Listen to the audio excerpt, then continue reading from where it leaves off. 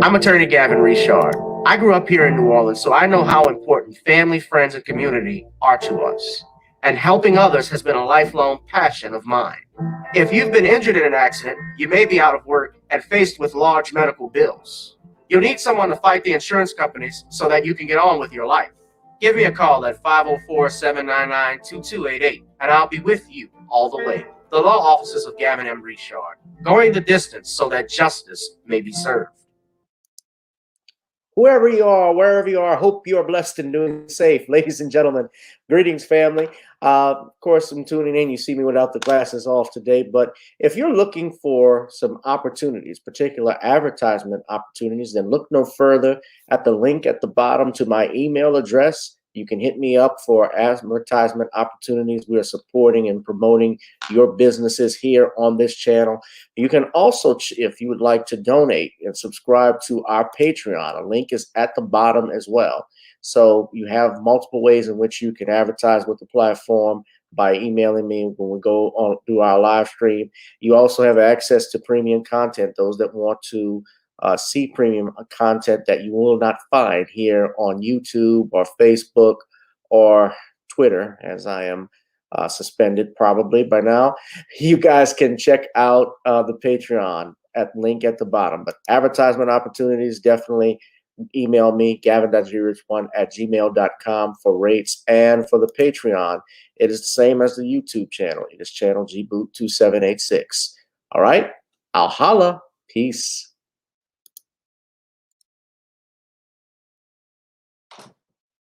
Whoever you are, wherever you are, I hope you are blessed and doing safe. If you are tuned in with me, then this is the place to be. It is channel gboot2786. It is Random Topic Thursdays featuring author Shawn James and another special guest that we'll have. We'll name it, get to a minute. But of course, before we're going to get to our topics, what we will talk about tonight, Cosby versus Huth, 40 plus years later. The rise of the Taliban again.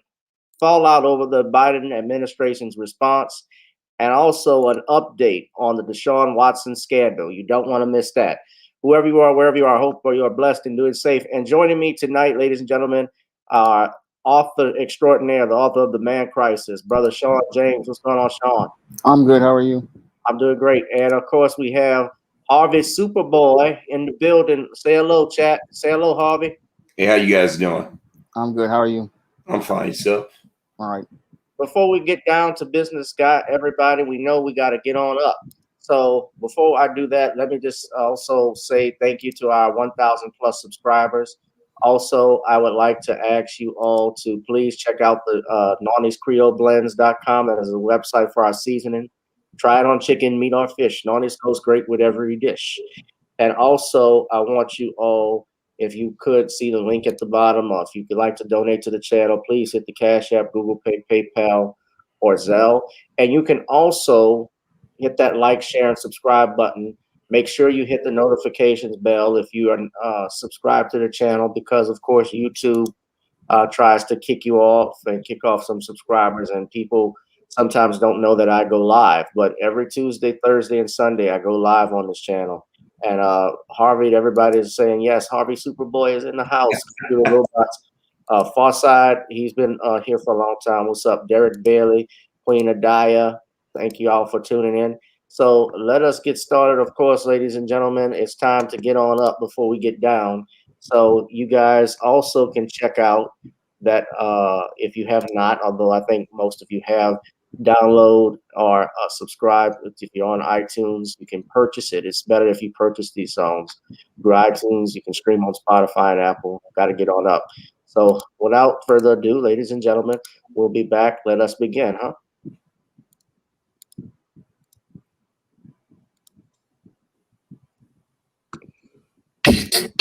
Girl, come on. Gotta dance to the beat, because on the dance floor is where we live. Show me what you got.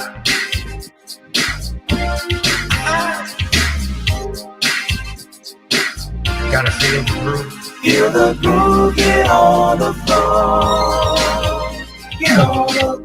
Right now the party's wasted. There's nothing much to do. But once the groove gets started, tell me, what do you have to lose? Just look into my eyes, girl, as we glide across the room. And what to my surprise now, the beat takes hold of you. Now if you're feeling like I'm feeling, so come on baby, let's start dealing. Time to get this party started. Ain't no time for the broken hearted. When the rhythm takes hold of you, there's only one thing left to do. Cause the beat is really moving. Time to feel your body moving. Gotta get on up and move your body. Cause when the beat is really grooving, it's time to feel your body moving. Gotta get on up and shake something.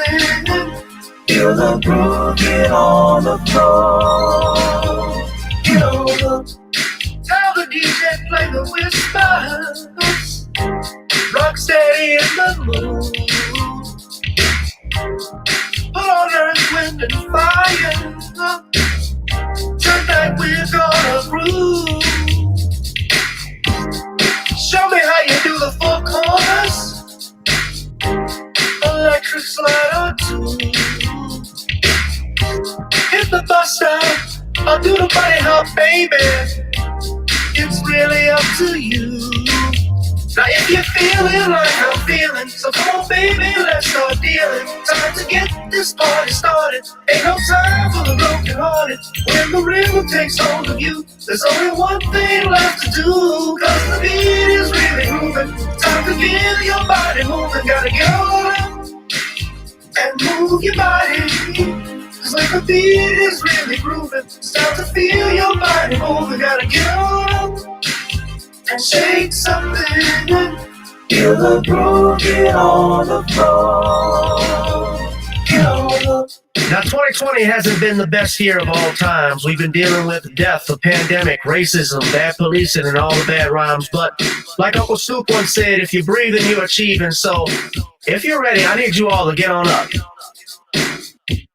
Are you ready? 1 and 2 and 3 and 4. Get your butt on the dance floor. 5 and 6 and 7, 8.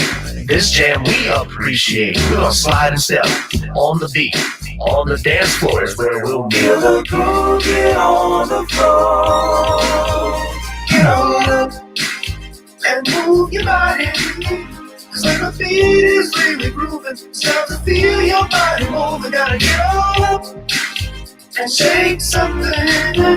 Feel the groove, get on the floor. Get on the baby, yeah, gotta get on. Baby, gotta get on. Baby, feel the groove, get on the floor. Get on up. Oh, gotta get on up. What's up, everybody? Welcome to another edition of Gavin Richard Presents here on channel GBoo2786 on Gavin Rich2786. That's my Twitter account if you're watching via Periscope, and on Gavin Richard, the backup channel. Whoever you are, wherever you are, hope you're blessed and doing safe.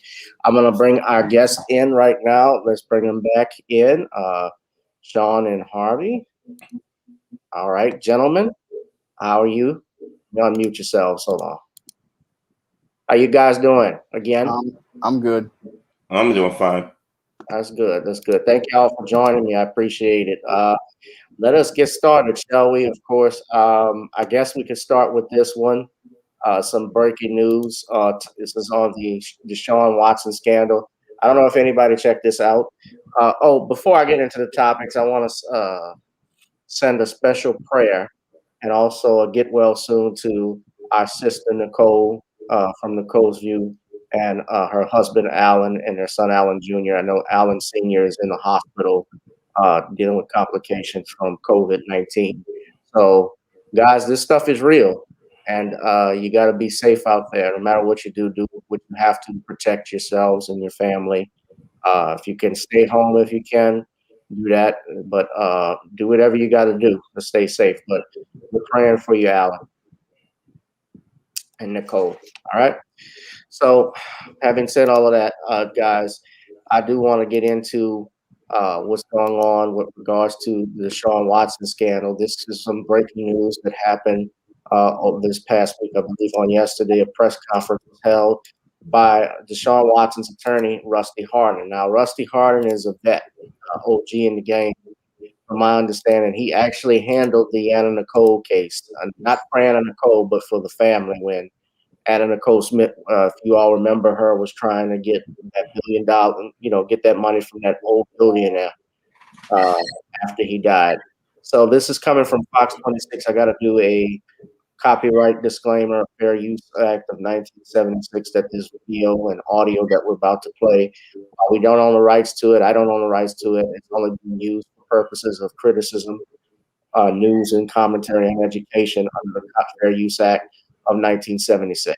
So what's going on apparently is that Hardin held a press conference confirming that his client, Deshaun Watson, was being interviewed by the FBI. However, he's made it clear that he is not a target, but rather a witness because, and I say potential for legal purposes, a victim in an alleged extortion probe by one accuser, I believe it was Sinead Lawson.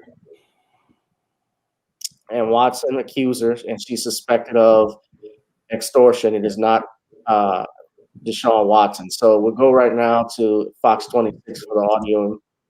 And some breaking developments in the legal battle surrounding Texans quarterback Deshaun Watson, with the revelation of some previously undisclosed evidence by his defense team. Fox 26 says Greg Rugen was among reporters summoned by attorney Rusty Hardin, who represents the Texans quarterback. So, Greg, what's new here?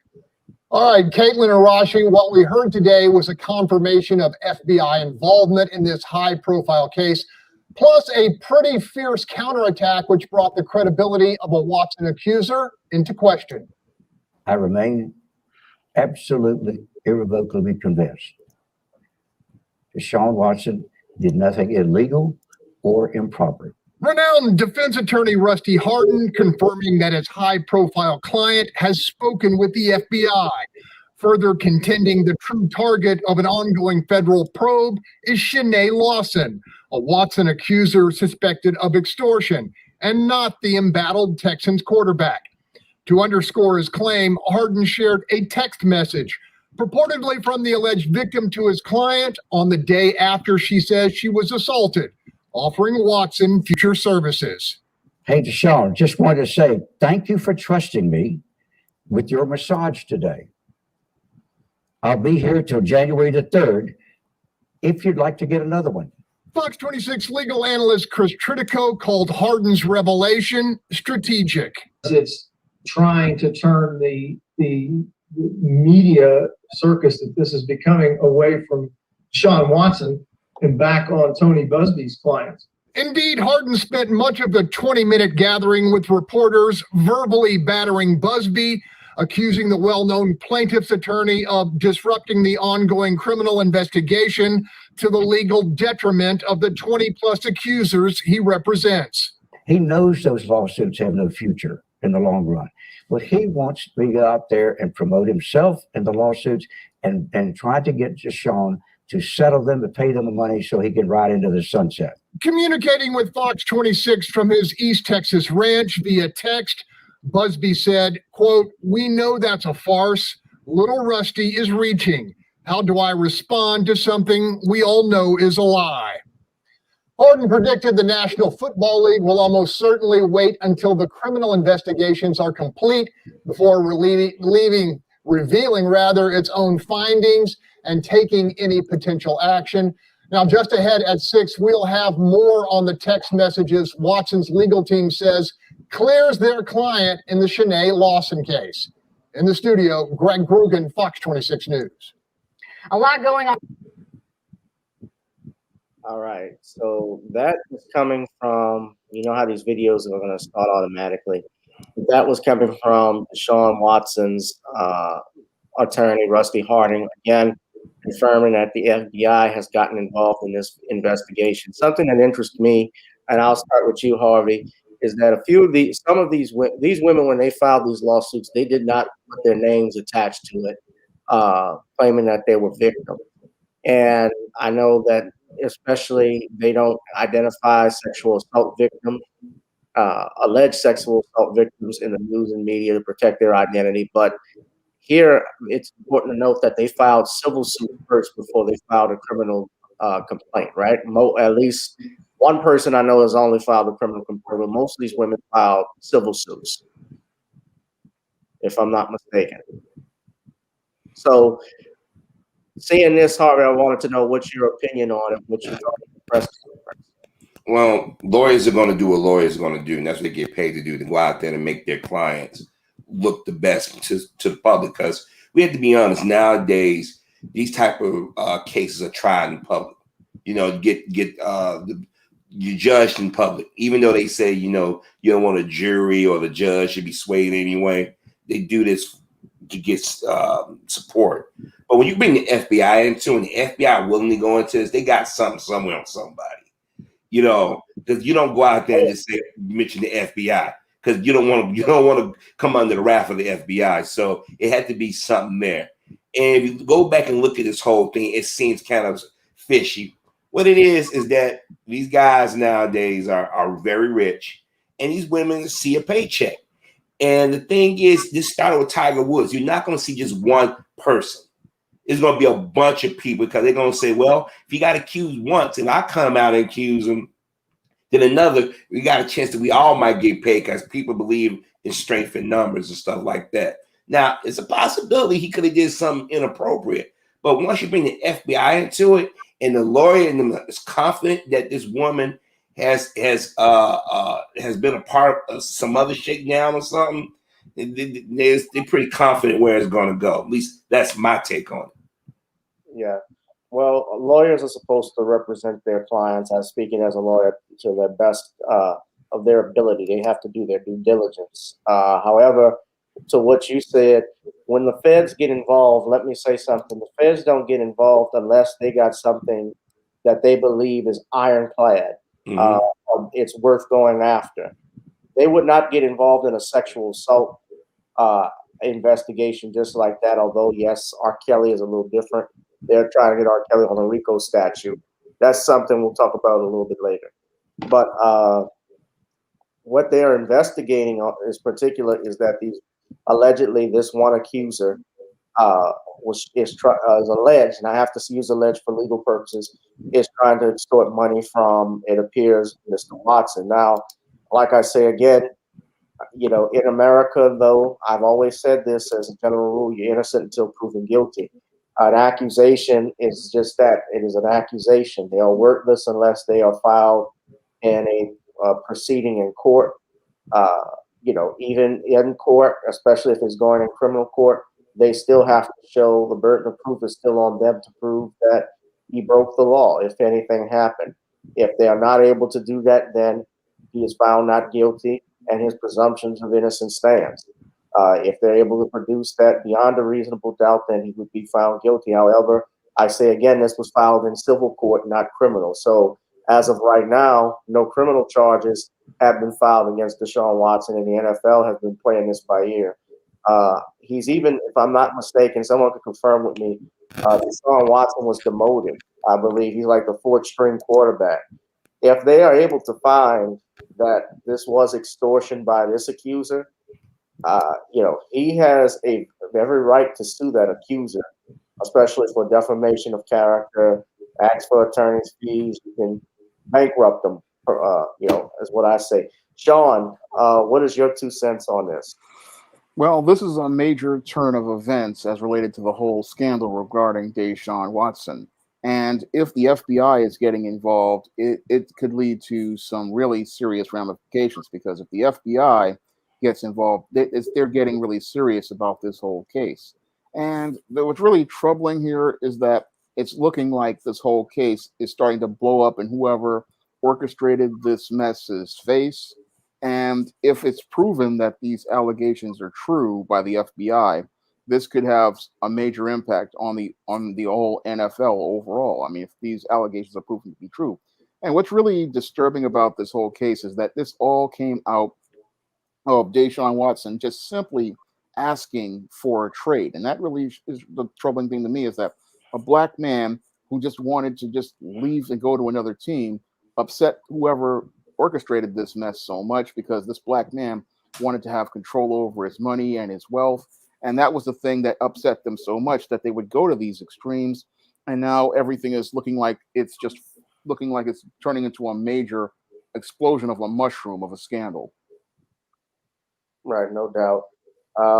And there's more here. This is from the Houston Press. Rustin Harding. I won't play that whole press conference or anything like that because we'll be here all night. But I could play a little bit of this. It's a 20-minute. Thank you all for coming. This isn't going to take very long. I would have preferred not to be doing this because usually FBI investigations are kept confidential. And in all my years of doing this, which is more than I'd like to admit, as many of you know, I've never participated in talking publicly about an FBI investigation we were familiar with. So what I want to talk about very briefly today is sort of respond to what I consider sort of this breathless coverage right now. And I'm not complaining about it again, but I'm just simply saying there's really nothing new that has been happening in this case for 4 months. In April, the FBI came to us and told us that they were investigating a matter as to whether one of Mr. Busby's clients had committed extortion in the way they were demanding money from Shawn, or what they would do if he didn't pay them. We talked to him. We were not the ones who contacted them. They contacted us. We talked to him. We even let him interview Shawn. And if y'all can find a lawyer would let his client talk to the FBI, if the lawyer thought his client had done anything wrong or had any exposure, then I'll be very, very surprised. So we kept that confidential. They, of course, would not be informing us of the investigation and where it stood. I don't know where it stands today.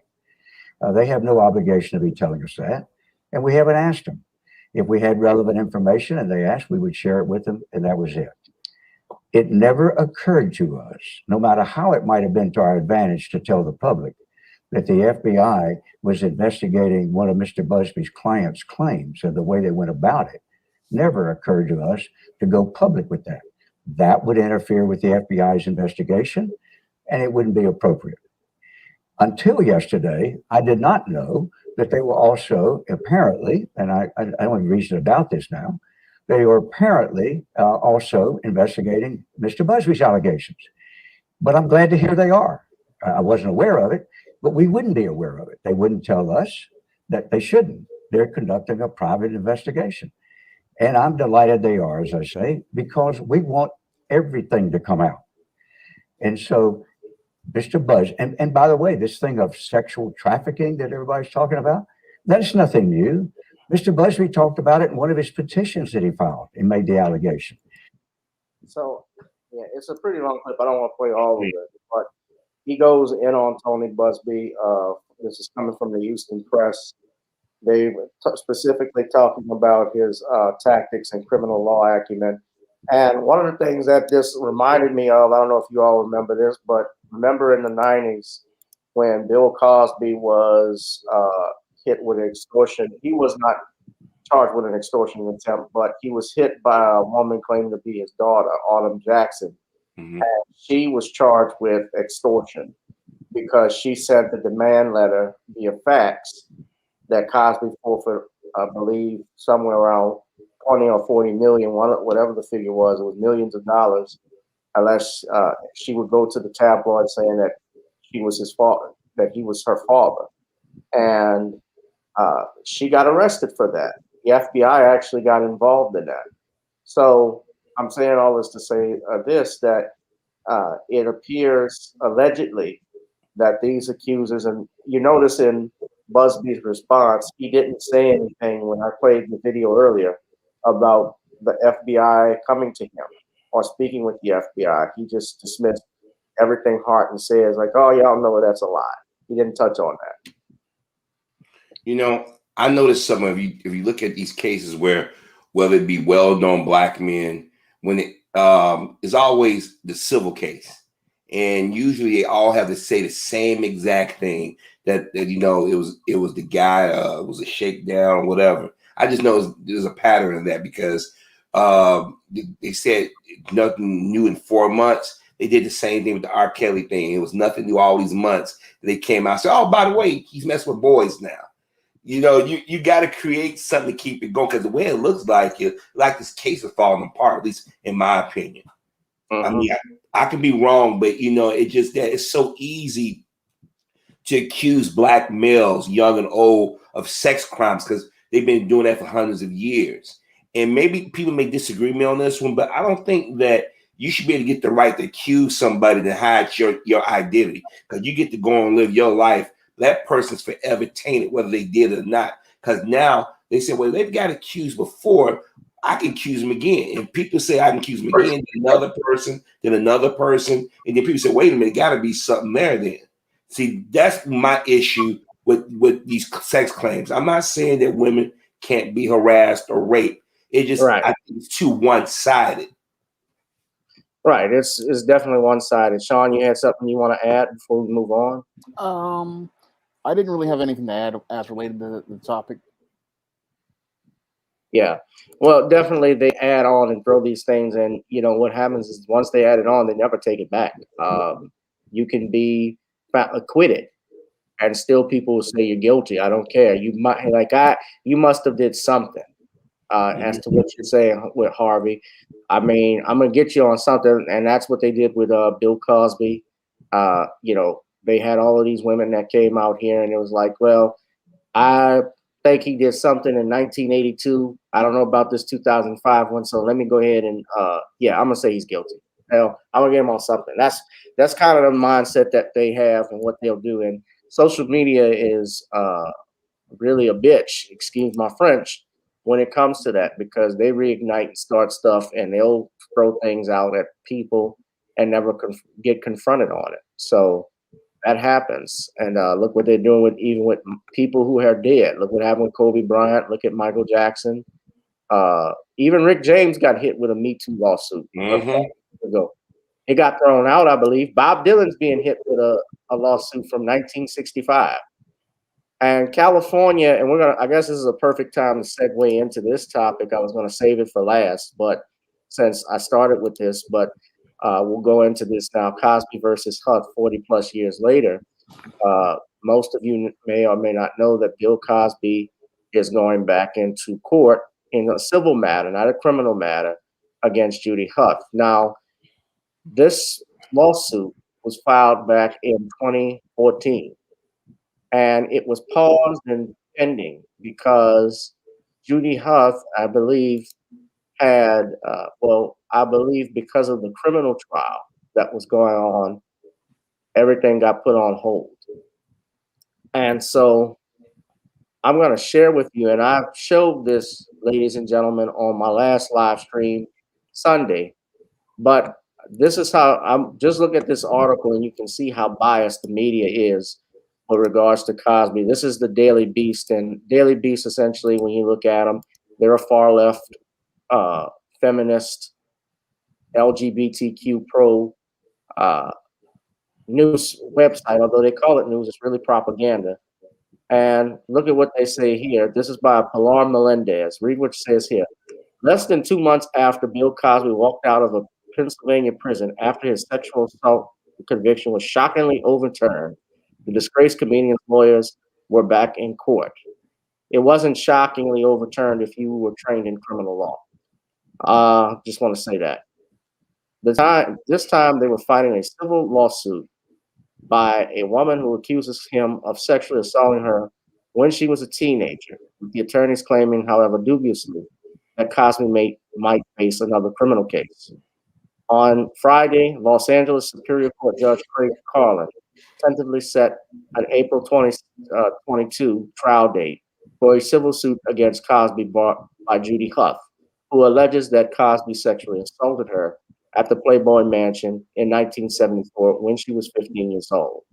The lawsuit was originally filed in 2014 and previously saw Cosby deposed. The legal proceedings took a backseat after Cosby's criminal problems mounted in Pennsylvania, where he was convicted of, in 2018, of 3 felony counts of aggravated indecent assault. However, Carlin, pushed the case alone on Friday, lifting the stay for all purposes related to where the litigation stands with respect to the statute of limitations. The judge, however, did not rule on whether Cosby will have to be deposed again for the case, which his defense team has already suggested they will try to block, with the disgraced comedian potentially invoking his Fifth Amendment right against self-incrimination in this lawsuit.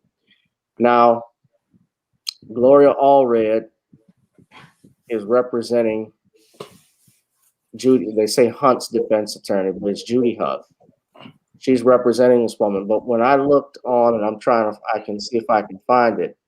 As I looked on the criminal complaint that Judith Huth had filed, Gloria Allred was not on that name, was not on that complaint. And what I think happens typically, Judy, from what I heard, even when I spoke with Judge Joe Brown, she does not go into court. Gloria Allred is somebody you see, she's always on television, whether it's MSNBC or CNN or Fox News or whatever news channel you want.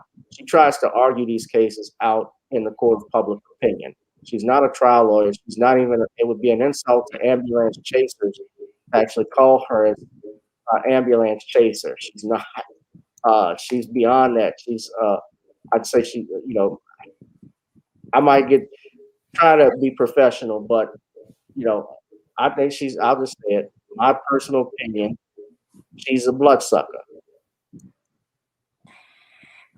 She's what, I don't care for her because I don't like her politics, especially as it pertains to African Americans and how she goes after them. But I'm gonna let Shawn start off. Shawn, when you read this complaint or you hear about what's going on, what happened to Bill Cosby and Judith Huth, we're going back to 1974. So we're almost 50 years in, and we're going after somebody over something that may or may not have happened in the Playboy Mansion, which I have to ask, how does one get in the Playboy Mansion to begin with at 16 years old? What happened with that? She supposedly has a picture with Bill Cosby from 1974 when Cosby had the beard. And I think this was Let's Do It Again years. But this is also because California, in part, changed the law. There's a new law in California where it was amended to allow victims of childhood sexual abuse to sue over a very old event. So you have up until the age of 40 when to file a lawsuit. But then I believe California even changed that, and they actually allow you, they have no statute of limitations, if I'm not mistaken, on that. But Shawn, go ahead. Tell us what you think about this, man, because it seems like they're trying to bankrupt this gentleman. They're trying to bankrupt Dr. I would say that they're not only trying to bankrupt Bill Cosby, but they're trying to throw one Hail Mary to try to get some sort of something to stick on Bill Cosby. Now that the criminal case has been overturned and Bill Cosby has been cleared of any wrongdoing, what they want to do is try to find some way to tarnish Bill Cosby's reputation once more. And what they're trying to do here with this civil suit is they're trying to find a way to tarnish Bill Cosby's reputation by trying to malign it through this civil lawsuit, because a civil lawsuit is one where you can win based on the preponderance of the evidence, and the standard is lower than beyond a reasonable doubt. Now, they use the same tactic against O.J. Simpson after his conviction never came through, and he got acquitted for the murders of Nicole Brown and Ron Goldman. Because they could not win in criminal court, they decided to go out here and throw a civil case out against O.J. Simpson, which really did not faze O.J. Simpson, who is still going on with his life. And what they're trying to do is the exact same thing here to Bill Cosby. Now, based on the evidence here, I don't really see this case having much merit, because critical question, how does a 16-year-old get into the Playboy Mansion? And what is a 16-year-old doing in the Playboy Mansion? But then again, this is the same place where 9-year-old Brooke Shields was, and that's something that I just won't get into because that's kind of creepy what they did to Brooke Shields. But the whole thing is it makes them look just as bad as what they're trying to allege against Bill Cosby. So how does the 16-year-old woman enter into the Playboy Mansion? Because you have to be at least 18 to even come to the Playboy Mansion based on what I've read in Playboy magazine, that you can't even get into that type of She's place. 15, according to the Well, complaint. she's way underage, and I doubt Hefner would allow her to be on his property. But then again, Brooke Shields did get on his property. But the whole thing is, there's a lot of liability issues here as related to Playboy. And again, here's another critical question: why isn't she suing Playboy and the Playboy Corporation? Because you would think that they would also be in a suit if this happened, and she would be trying to get damages from them. So why isn't she suing the Playboy Corporation for what happened over 50 years ago? And again, this really shows how this whole case has no merit, and it's just another desperate Hail Mary to try to tarnish Bill Cosby's reputation. And it's one that I don't think is going to go too far, because once you look at a preponderance of the evidence and the statute of limitations, this whole case just sounds absolutely absurd. Yes, well, she's saying in this she was 15, and apparently she's saying she was able to get in because Cosby told her to lie about her age. And it says here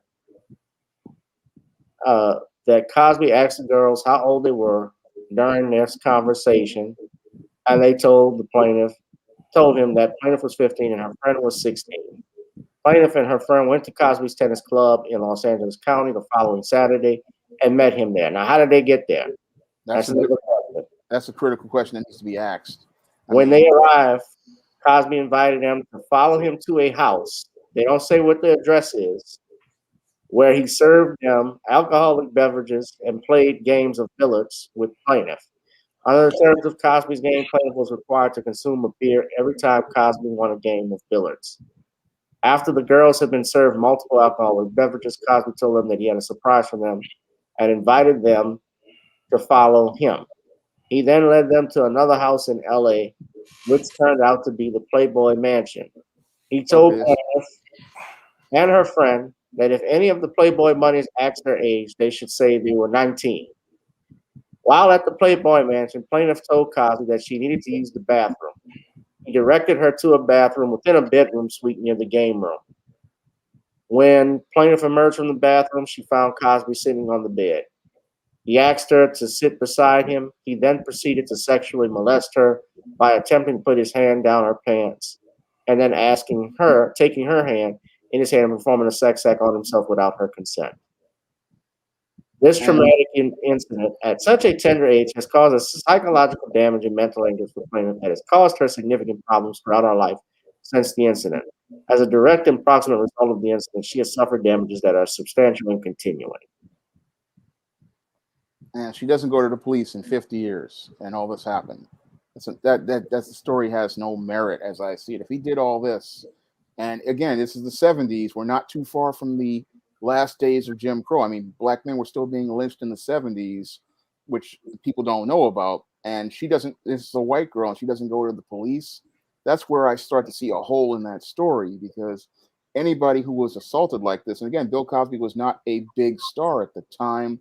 He was an up-and-coming performer. I mean, he was doing movies and stuff, but he was not a superstar. Well, he was big in the 70s, yeah. But he wasn't that big. I mean, this kind of story would have been like the O.J. Simpson trial had it came out at that time, if he was that big. And the whole thing is, why didn't she go to the police then? That is a good point. Harvey, what do you think and make of this? Oh, wow. You know, in my mind is that, first of all, if they want to, first of all, I'm going to say this, Galvin. I know you're not going to be able to say this, but I'm saying this. She's lying. All you got to do is put an episode of Inside Edition where she gave an interview. She said her mom took her to the Playboy Mansion. And the thing is, Hugh Hefner is not stupid. Back even in the day, Hugh Hefner had cameras and security all around their home. Okay? A lot of people don't know that home was used. If you ever watch the old Batman show, that's the Playboy Mansion. He had all kinds of kick up. Hugh Hefner even said over years, he said, I have video and documents of all who came, like your Bill Maher's and them who sit there and accuse Cosby. They was there when Cosby was there. The late Richard Donner, he used to be there at the Playboy Mansion. Quincy Jones, all these people that they can put, well, obviously Hugh Hefner now, because Hugh Hefner's daughter and sons before he died, they said our father's not going to be a part of this. They tried to execute Hefner about this, and they didn't want to get involved in it because, as Shawn said, you had to start questioning legality. Why not go after Playboy? Because it was more money too. It's more money. It's more money. And the thing is, like Shawn said, we know history. Look, I'm gonna give y'all this lesson to tell you this. 1974, All in Family was still on, where Archie Bunker was telling racist jokes. The Brady Bunch was still on. America was not the America of 1984 and 1994. Cosby is popular, but he was not rock star popular. You see what I'm saying? They trying to make Cosby out to be like he was just a big star. It sounds like a bad porn to me. That's what it sounds like to me. And then she said her mom encouraged her to go back if this is true. If this man raped you, there's no way in hell no white girl gonna come out of the bathroom screaming like, he took advantage of me, he raped me. You mean to tell me, if you didn't tell not a cop, not a doctor, no one that this man, well known or how popular he was, that he raped me. You wait till 50-some years to say, oh, by the by, I'm traumatized. There's no physical evidence. And if it is evidence, why don't y'all also say, hey, Hefner Corporation, hey, you have any video? You have any witnesses? I mean, all those white folk walking around there. I think Bill Cosby and a handful of other blacks was in that home at that time. So it's not like I'm sorry, go ahead. Yeah, well, no, I didn't. I was just going to say, yeah, I mean, Cosby hung around the Playboy Mansion all the time. And I mean, a lot of celebrities did back then. That just was the place to be. And he was the comedian for Hugh Hefner's Comedy Club. So, yeah. Playboy Club, yeah. There's video of him with the cigar, and he's doing the opening act, introducing the jazz bands, various artists. That's why when I hear everybody talk about we heard of rumors of Cosby, okay, y'all was at the Playboy Mansion. Why didn't you say anything if you saw something? It's hard to believe that in 1970 America, like Shawn said, we're not that far removed. We're not even 8 or 10 years removed from King's assassination. To think that black men can go around and pick up random young white women. Right. I mean, interracial marriages were taboo still at that point, yet alone. I mean, 1974, the Jeffersons didn't even debut until 75 when you saw the Willises, who were the first interracial married couple on TV. And they got death threats sent to the studio because of that. They did. And people don't understand. This is what baffles me about history. This is why I always say, could show your dollar, know your history. You're rewriting the 1960s and 70s. I mean, look, Bill Cosby was popular. I mean, he did Electric Company. He did the original Bill Cosby show and stuff. But it was never as popular as the 80s version of Bill Cosby. If you want to take Cosby down then, they tried to take him down in the 80s. That would have been the time to come after him. Even when Autumn Jackson said that Bill Cosby was a dad, these women could have got him then. What happened was a no-name comic thought he was going to get some points by going in on Cosby home turf and throwing Cosby under the bus. And people said, okay, let's join in. And all the women in question all connected to Gloria Allred. She's a glorified ambulance chaser. That's an insult to ambulance chasers, Harvey. Pardon me? Bloodsucker. I said that's an insult to ambulance chasers. She's a bloodsucker. Even Tom said that's an insult to call her. I stand corrected. She's a bloodsucker. But if you notice, Gloria Allred seemed to go after well-known or not even well-known black men. And a lot of times she got caught getting too cocky and realized that the people was lying. But the thing is, reason why they want to go after Cosby, he's up in age, he's influential, even in this age. He left a positive message. And like Felicia Rashad said, it's about legacy. Because I just can't fathom you try to litigate something that happened 50 years ago with no evidence and no witnesses. How would I see? And this is problematic for me, Harvey, because as a lawyer myself, how can I, if I was practicing in California, how can I defend an allegation that's over 40 plus years old? You have no eyewitnesses. You have no audio or visual videotape. Everything that you're hearing is one person's version versus another. He said, she said, ultimately. Mhm. And I get that they changed these laws. They want to protect victims, but the Constitution is the law of the land. And the Constitution, through our first 10 amendments, especially the Sixth Amendment, guarantees you not only the right to a fair trial, but a speedy trial. You have a right to confront your accusers. You have a right to have compulsory witnesses testify on your behalf. You also have the right to cross-examine hostile witnesses, people that are testifying against you. So Hugh Hefner is dead. He checked out at the right time, it seems, because I'm pretty sure they would have got him on some Me Too stuff. Mhm. But he's gone. He can't testify to anything. I don't know who else was there. I don't know what their testimony would be. And you know, eyewitness testimony is not the most reliable evidence in the court of law. You know why? Because people's memories change. That's what happened with Jimmy Superfly Snooker. He was not able to stand trial for murder of his girlfriend, that girl that got killed in his hotel room from the 80s, because when they did an examination of him, his brain was so, had been suffering from dementia. It was so bad, they just went ahead and just dismissed the whole case. And he died not too long after that. So it's difficult when you bring cases up 20, 30 plus years later. I get why murder has a no statute of limitations. We don't want murderers walking around. And that's not to say that we want rapists walking around either, but we have a statute of limitations in place because you don't want our court systems tied up in frivolous lawsuits that can be filed and waste time on other cases that the courts can get to. And that's the main thing. This is something that happened in 1974. I wasn't even born in 1974. I'm in my 30s. So she waited from 1974 to 2014, because she filed the suit and apparently told no one about it. They don't name who the friend is, although I think it was identified who it was later. But I don't know who the friend is. The friend actually said, if I'm not mistaken, that she was lying. I could be wrong, but I thought I read somewhere like that she was from some source that she was not telling the truth about that whole thing. So there's no way to tell. This is a way to bankrupt this man. It's just like how his insurance company, AIG, gave money even to Chloe Goins, who said the same thing, similar, that Bill Cosby assaulted her in the Playboy Mansion in 2008.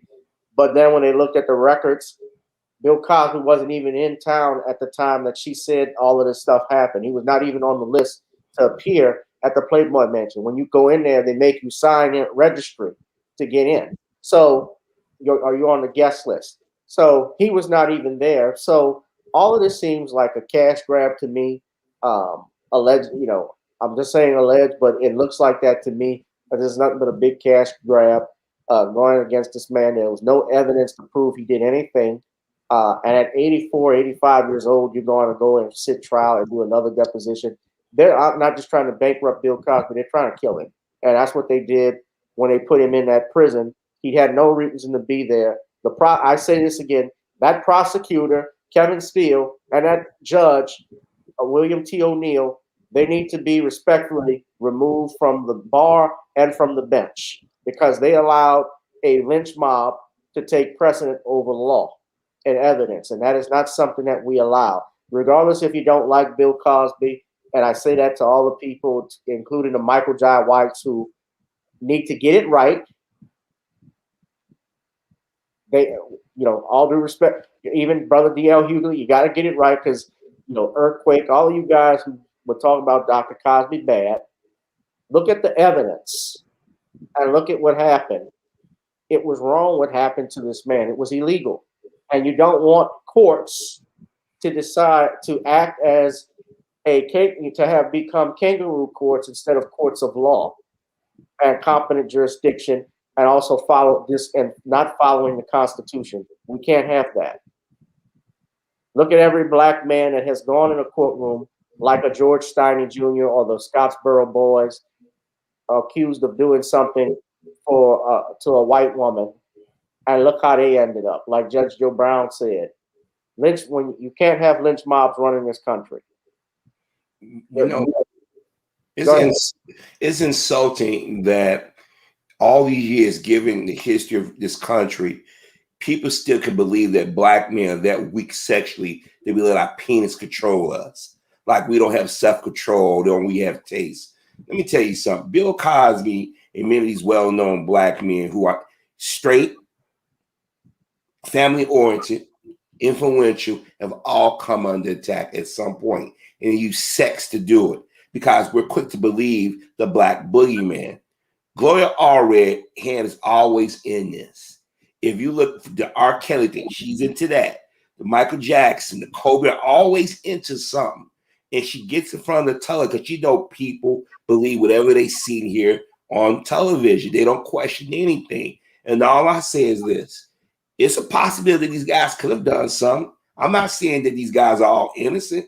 But when you start listening to the stories, like the Miss Huth, she was on Don Lemon's show. She said one story. She was on Inside Edition and said another story. Then she was on that thing on NBC with all those women with another story. Which version are we to believe? Then at the same time, at the age of 15, 16, to tell you where her mind was at, that she was sexual. She was what? How can I say this? She was sexualized at a young age. Because most teenage kids, they try to build the guts to talk to the opposite sex, let her go hang around a bunch of adults. We knew what Playboy was and still is. It was all about sex. So what did she think going to Playboy Mansion was going to do for her? She should have been at home, jump rope, watching cartoons, talking on the phone, doing something a teenage girl would do. Now, I'm not saying because she was a teenager, we supposed to just say, oh, you know, don't dismiss her. But you had to question what she was doing to sneak into the Playboy Mansion if she did. If she stuck in there, they tell you where her mindset was at. She was on something nefarious. But I don't believe Hugh Hefner and his security, especially at that time after the Sharon Tate murders, security was tight back during that time. People forget that Ron Polanski's wife was murdered. So you not think in California, in that area, they would have tight security to make sure nothing like that would ever happen? Right. I mean, it's all it just. Bottom line is Playboy Mansion. They would have, I would imagine, Hefner having all types of security and liability stuff there because, like we said earlier, anything that happens on his property, people would be looking to sue him. So I'm sure he had to have been safeguarded in some way, shape, or form. This just couldn't have happened like that. To my knowledge, how you get in there, you're saying, well, of course they're saying Cosby got him to lie, but who can verify that? And the feminist movement was going on at that time. So the feminist movement, they would have ate Bill Cosby and up. This was free love. That's what, and this is way before the Disco 54 type party started going on, where they was doing drugs out in the open.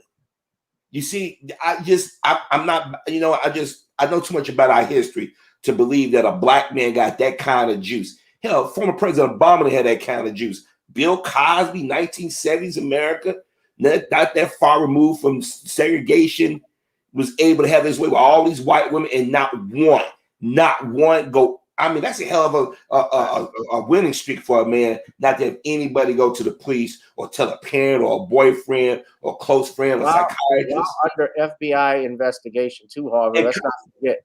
He was on Nixon's enemies list, and it would have been real easy to get him on something like this. Exactly. But to answer, Rosalind says, I haven't seen Earthquake's work, and I'm not going to start.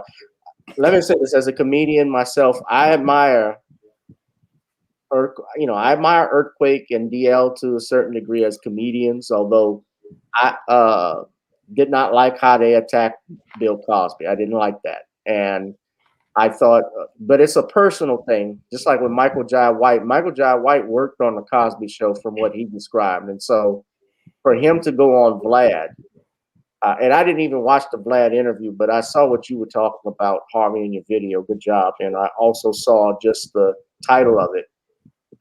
By the way, speaking of Vlad, I beat that bogus copyright complaint he filed against me. They approved The video is back up and running. So thank you all. We got it done. We did it. You never back down when you're right. So, but he essentially, it just comes down to this, man. There's something personal that happened where, same thing with Mark Lamont Hill. I think even, I don't know about Marsha Warfield, but I know she came at Bill Cosby and believed he was guilty. But there was something personal, I think, with all of this that's happened, whether he didn't like my comedy. Like I remember when Earthquake was on, Vlad, he was talking about the fact that Bill Cosby didn't like Def Comedy Jam and would have gotten it canceled. Although those were two different networks. I've already described it. But bottom line is that don't go on emotions, go on evidence. And the bottom line is there was no evidence in this, and the way they handled this case was pathetic, and it was wrong. Shawn, you want to add something? No, I don't have anything else to add as related to this topic. I mean, I think I made all my points. Yeah. Harvey, you were trying to finish up saying something? Yeah, I'll be quick. Yeah. With the D.L. Hughes and the Earthquakes of the world, a lot of them were mad that they didn't get on shows like the Cosby Show, Different World at that time. And when Def Comedy Jam came out, Bill Cosby didn't say anything at first. He started talking about when it came, it's like a routine of vulgar comics. That's what he was talking about. Because I remember during that time when Def Comedy Jam came out, he didn't say anything. It's just that Def Comedy Jam became routine, that everybody had to MF this, blah, blah, blah. That's what all it was. And he was saying that you got young viewers watching you, and they took it personal. And my thing is, these are grown men and women. We're now in our 40s and 50s, and you still hold on to Bill Cosby criticizing you. Some people got to grow up now. They were conflating things that shouldn't be conflated. Right. They were taking how they personally felt versus an actual case, what the facts and evidence were. And at least that I can say this, people like Joe Torre. Joe Torre was on Def Comedy Jam all the time. Joe Torre defended Bill Cosby. Eddie Griffin got his when he did the Michael Jackson on crack routine on HBO Def Jam. He hung out with Dr. Cosby. He said while he was doing Malcolm and Eddie, and he said Dr. Cosby was a class act and took him under his wing.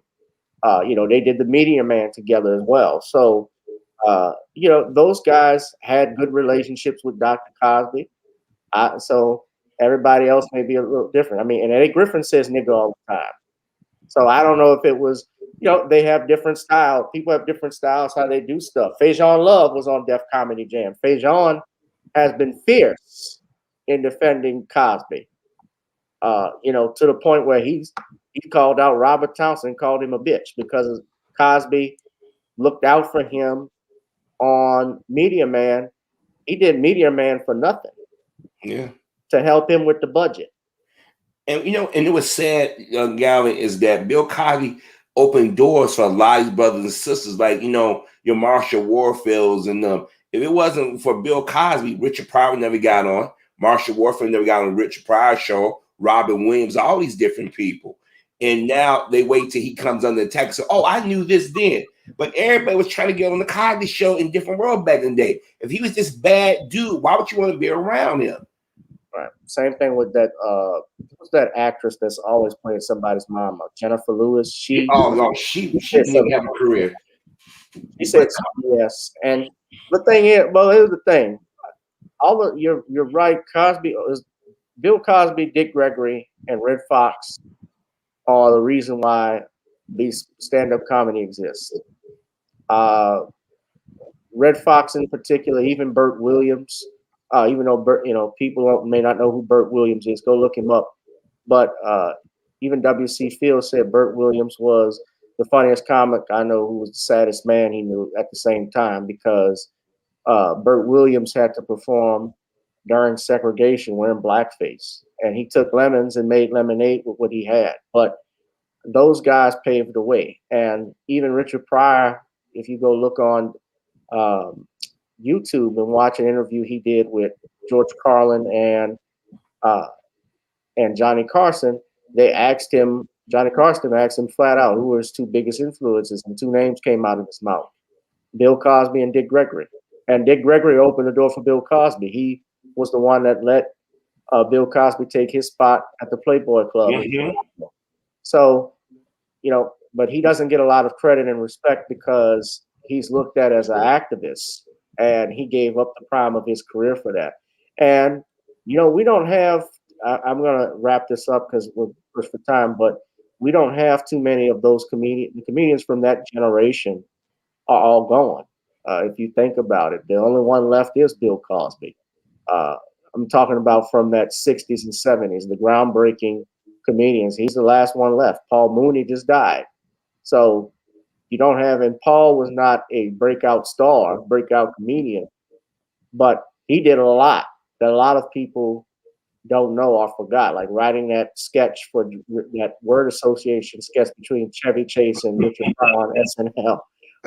It's still the funniest thing. It's still the funniest thing. Creating Homie the Clown on In Living Color, things of that nature. But and he was the one that discovered Robin Williams. He and Richard Pryor. They're the ones that put him on the show first. They credit Gary Marshall, but it was honestly Richard and Paul that put him on there because Robin Williams used to sleep over at their house.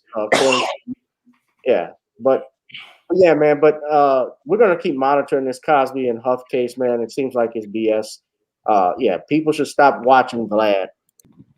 I stopped watching him a long time ago. But yeah, Vlad, it's clear he's got something out for Cosby and people in general. But next topic I wanted to talk about, and I'll get back to because there's more, I guess, dealing with Me Too that I want to talk about. But I do want to ask about the fallout over the rise of the Taliban that has come back in Afghanistan and what you guys' takes were on it. Of course, this past Monday, the United States has removed all troops.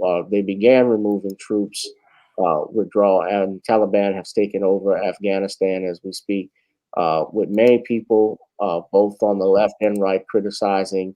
One group is criticizing President Biden's response, the manner in which it happened.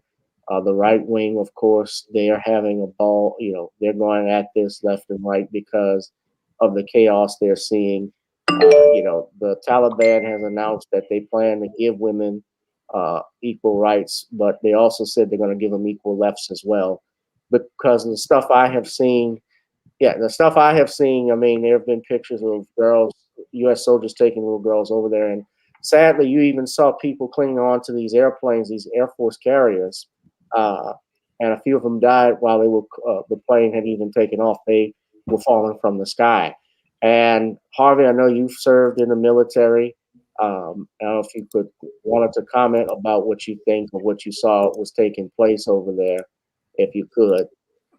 Well, if anybody, well, let me do it this way.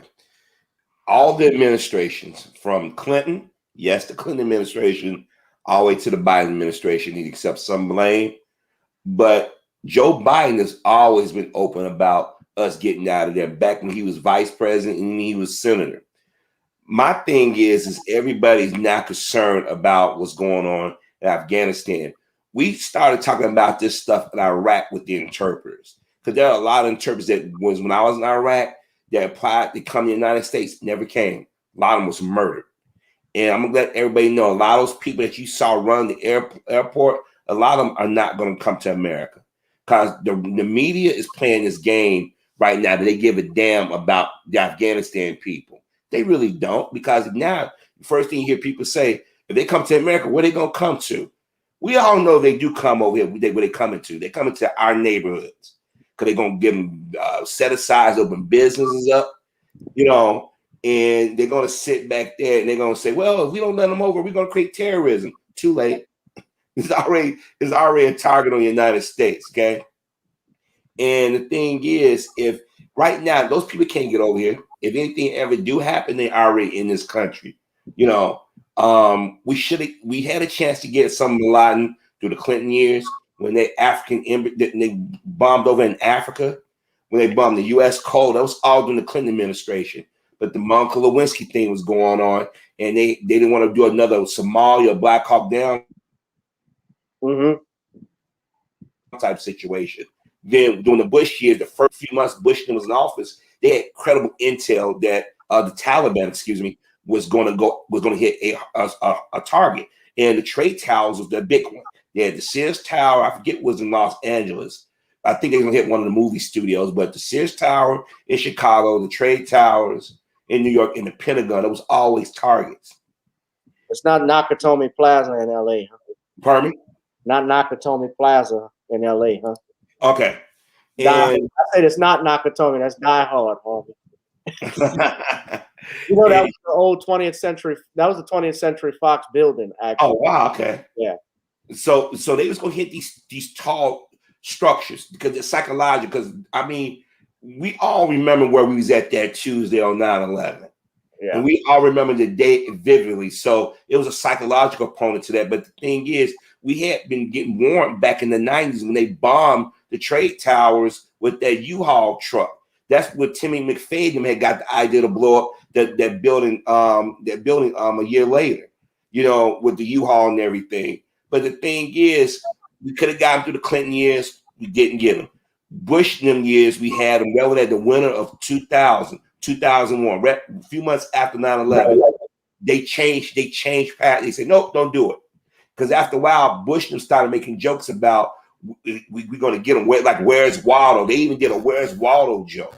It wasn't until the Obama administration where they actually got, because they said Biden, Clinton, and Obama was in disagreement about what to do. Obama gave the order, they got them. At that moment, that's when we should say, okay, we met our objective, let's get out. We knew, those of us in the military, in the Middle East, we knew that leaving those countries was going to be dirty. We knew it was no good way to leave those countries. Problem is, we shift mission to nation building. We wasted trillions of dollars in Afghanistan and Iraq when they could have been used here in the States. Or when it goes to our reparation argument, that could have been directed back towards our community. You know, but nobody wants to talk to us about this. Matter of fact, Dr. King, Malcolm X, and many other blacks of his have warned the United States about going to these foreign countries. Malcolm X even said, what does a rebel or freedom fighter need? Sneakers and a rifle. That's all they need. And that's how they kicked our ass over there. They was using kids. They were using cows, cats, dogs. They were using garage door. I mean, they was getting us left and right.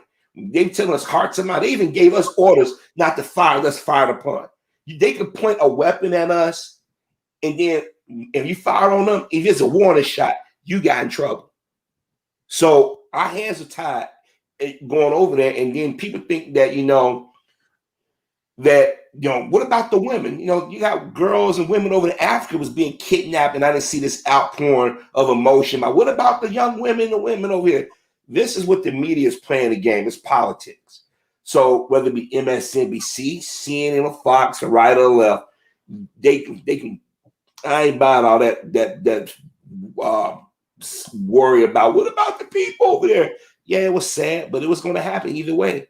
We left a crap load of our equipment over there, and now they're using it. Yeah, that's a big thing too. And normally we clear our equipment out of there. What it was, they was training people who didn't want us there. They didn't even fight for that country. They said, here, go ahead, Taliban, come on.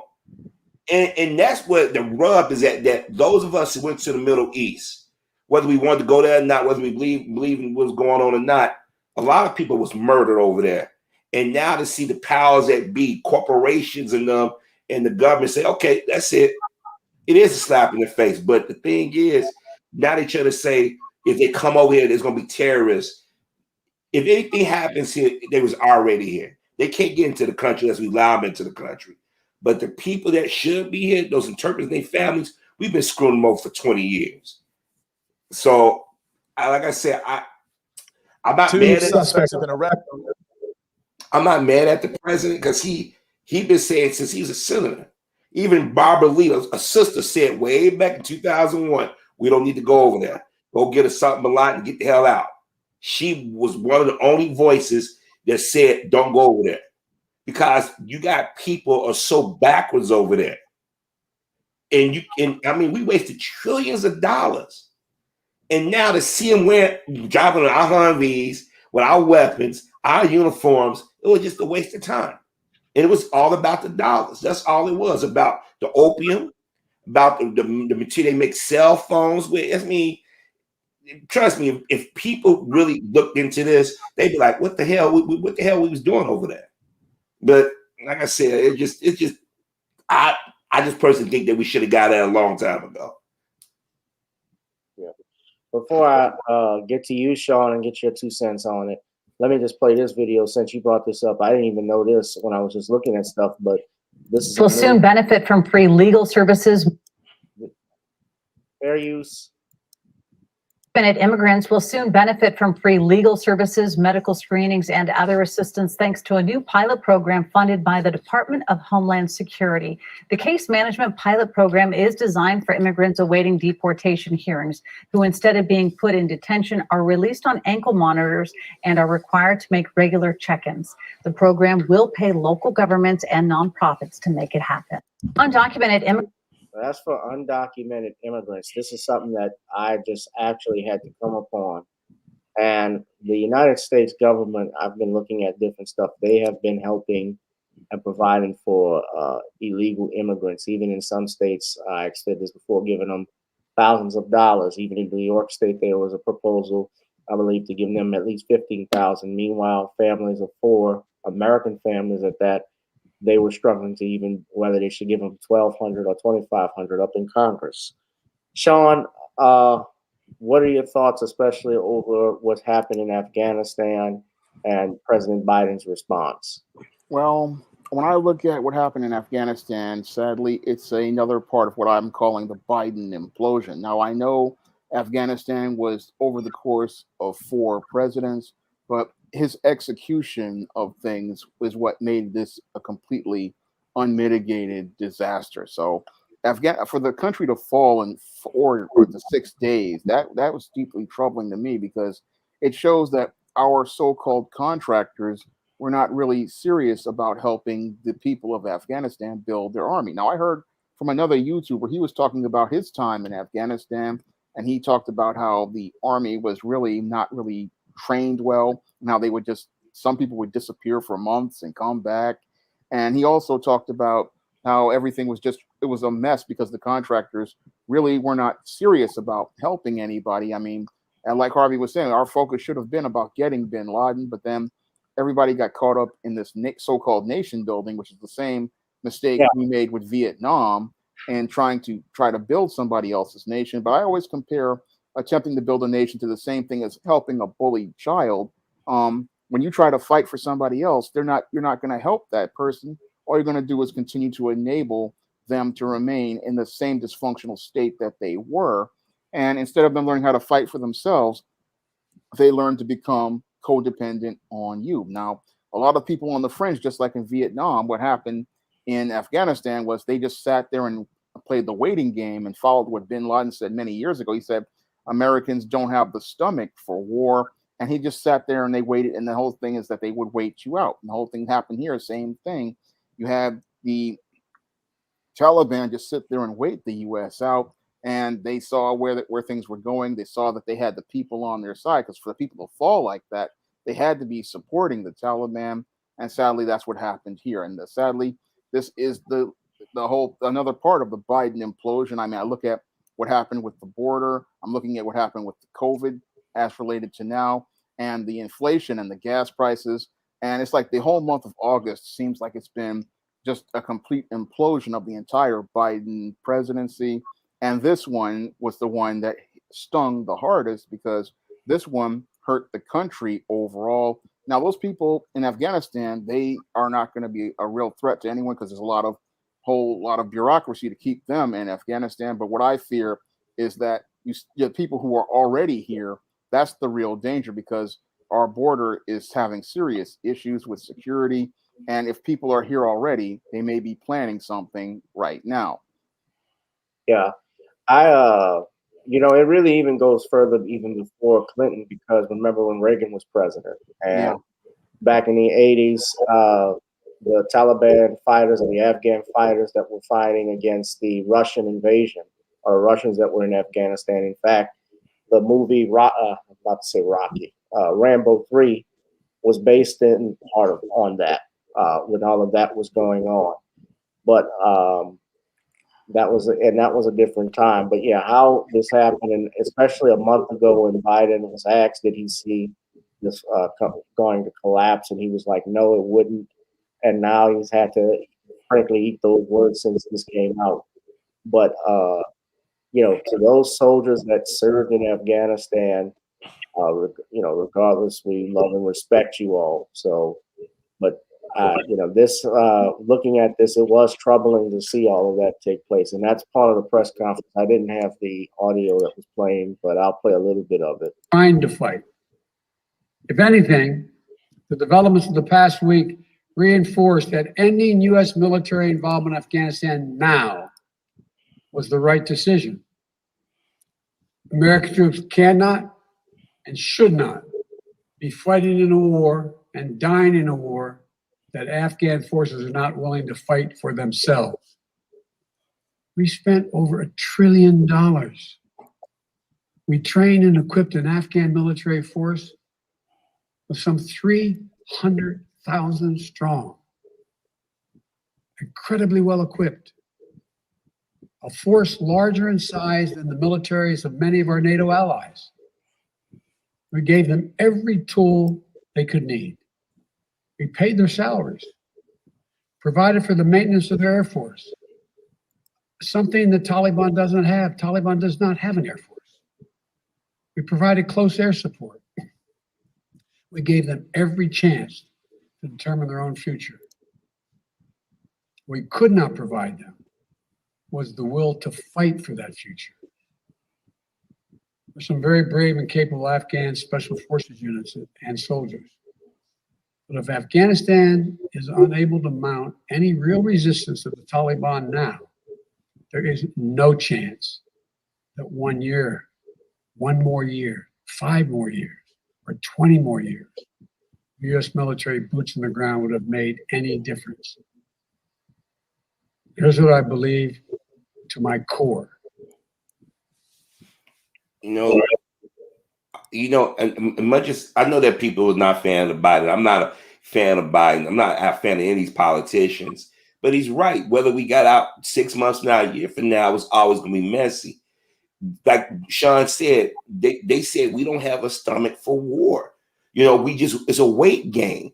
And that's what they did. Because let me tell you something. When he gave that speech saying, oh, there'll be so many months, I'm like, I'm like, okay, you don't know them very well. Because like I said, I was in that Middle East. We talked to those people. They told us to our faces, like, look, we'll smile. We said, America, we love you. We love you. But they wait. And they just wait. And I'm going to tell you right now, we need to be on our P's and Q's over here for the next few months, especially next month. And you have a lot of people who are in Congress and the Senate are the ones pushing for people to come over here, unchecked and everything. I mean, don't get me wrong. The people that worked with us, that risked their lives, we need to look out for them. But just letting everybody come over here, I don't think you want to do that. Right. And especially now with COVID, you're letting people, especially come across the border, they're not being screened, they're not being tested for all of this stuff. What sense does that make to have open borders during a pandemic? That's the one thing I'm going to cut you off. This is going to affect the Black community because it always affects us when people come over. Because like you played that clip, like I said, the government give people who come over here on visas or student visas, they give them set-asides. That's why they don't leave. That's why you look in our neighborhood, you're like, wait a minute, they don't live in a neighborhood, but they got a gas station. They got a Dunkin' Donuts. They got a Subway. They got this. And then another group come in, and then we say, what about us? What do you mean, what about us? And then they go back to their home country and everything. But we as Black Americans should be pissed that they spent trillions of our tax dollars, but then turn around and tell us, you guys don't deserve any help in your communities. Right. But these people want to kill us. Right. There was a reason why Kamala Harris was picked as vice president.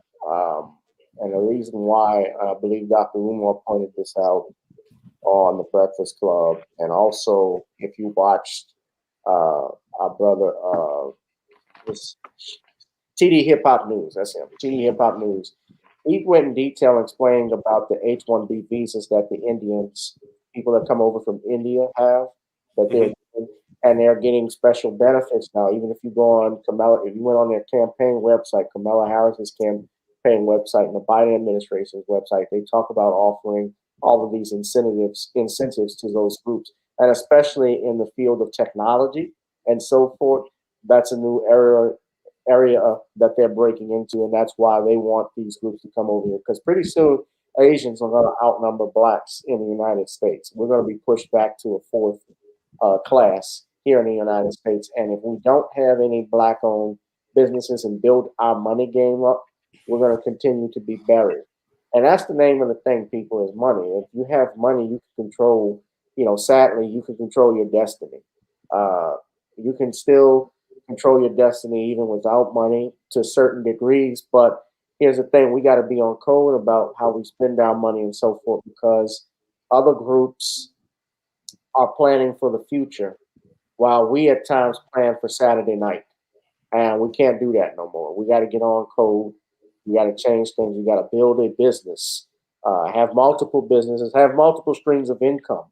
I just do this thing with YouTube. And of course, it's not something as of yet profitable because, barring the shadow bans, nonetheless, it takes time to grow your channel and to develop, right, Shawn? Yeah, So, it takes a long time to build a channel up. Right. You guys know that, Harvey. You know that as well. It can take a while. And, also having other ventures, whether you're selling T-shirts, whether you're selling seasoning, like I have my seasoning company, NawnyCreoleBlends.com. That's one of the reasons why I want to start. I wanted to actually have a legacy that I can leave with my family and so forth. So, and have something for the community. So you got to do this. That's why I want to give a special shout out and congrats to, let's give it up in the chat room, ladies and gentlemen. Special congrats to the Foundational Black Americans. We got a museum coming thanks to Brother Tariq Nasheed on the Hidden History Museum. So congrats Tariq Nasheed on the hard work and everyone else that contributed. I did. We have the Hidden History Museum that will be in effect. I don't know when they're set to start building on that, but obviously he's got the funds now. So everybody in the chat, I want y'all to please send a big congratulations and a big round of applause for Tariq Nasheed and the rest of the Foundational Black Americans that put this thing together. We did it. I contributed myself. I don't like telling people I contribute to stuff, but I was happy to do so because I wanted to see something like this come to fruition.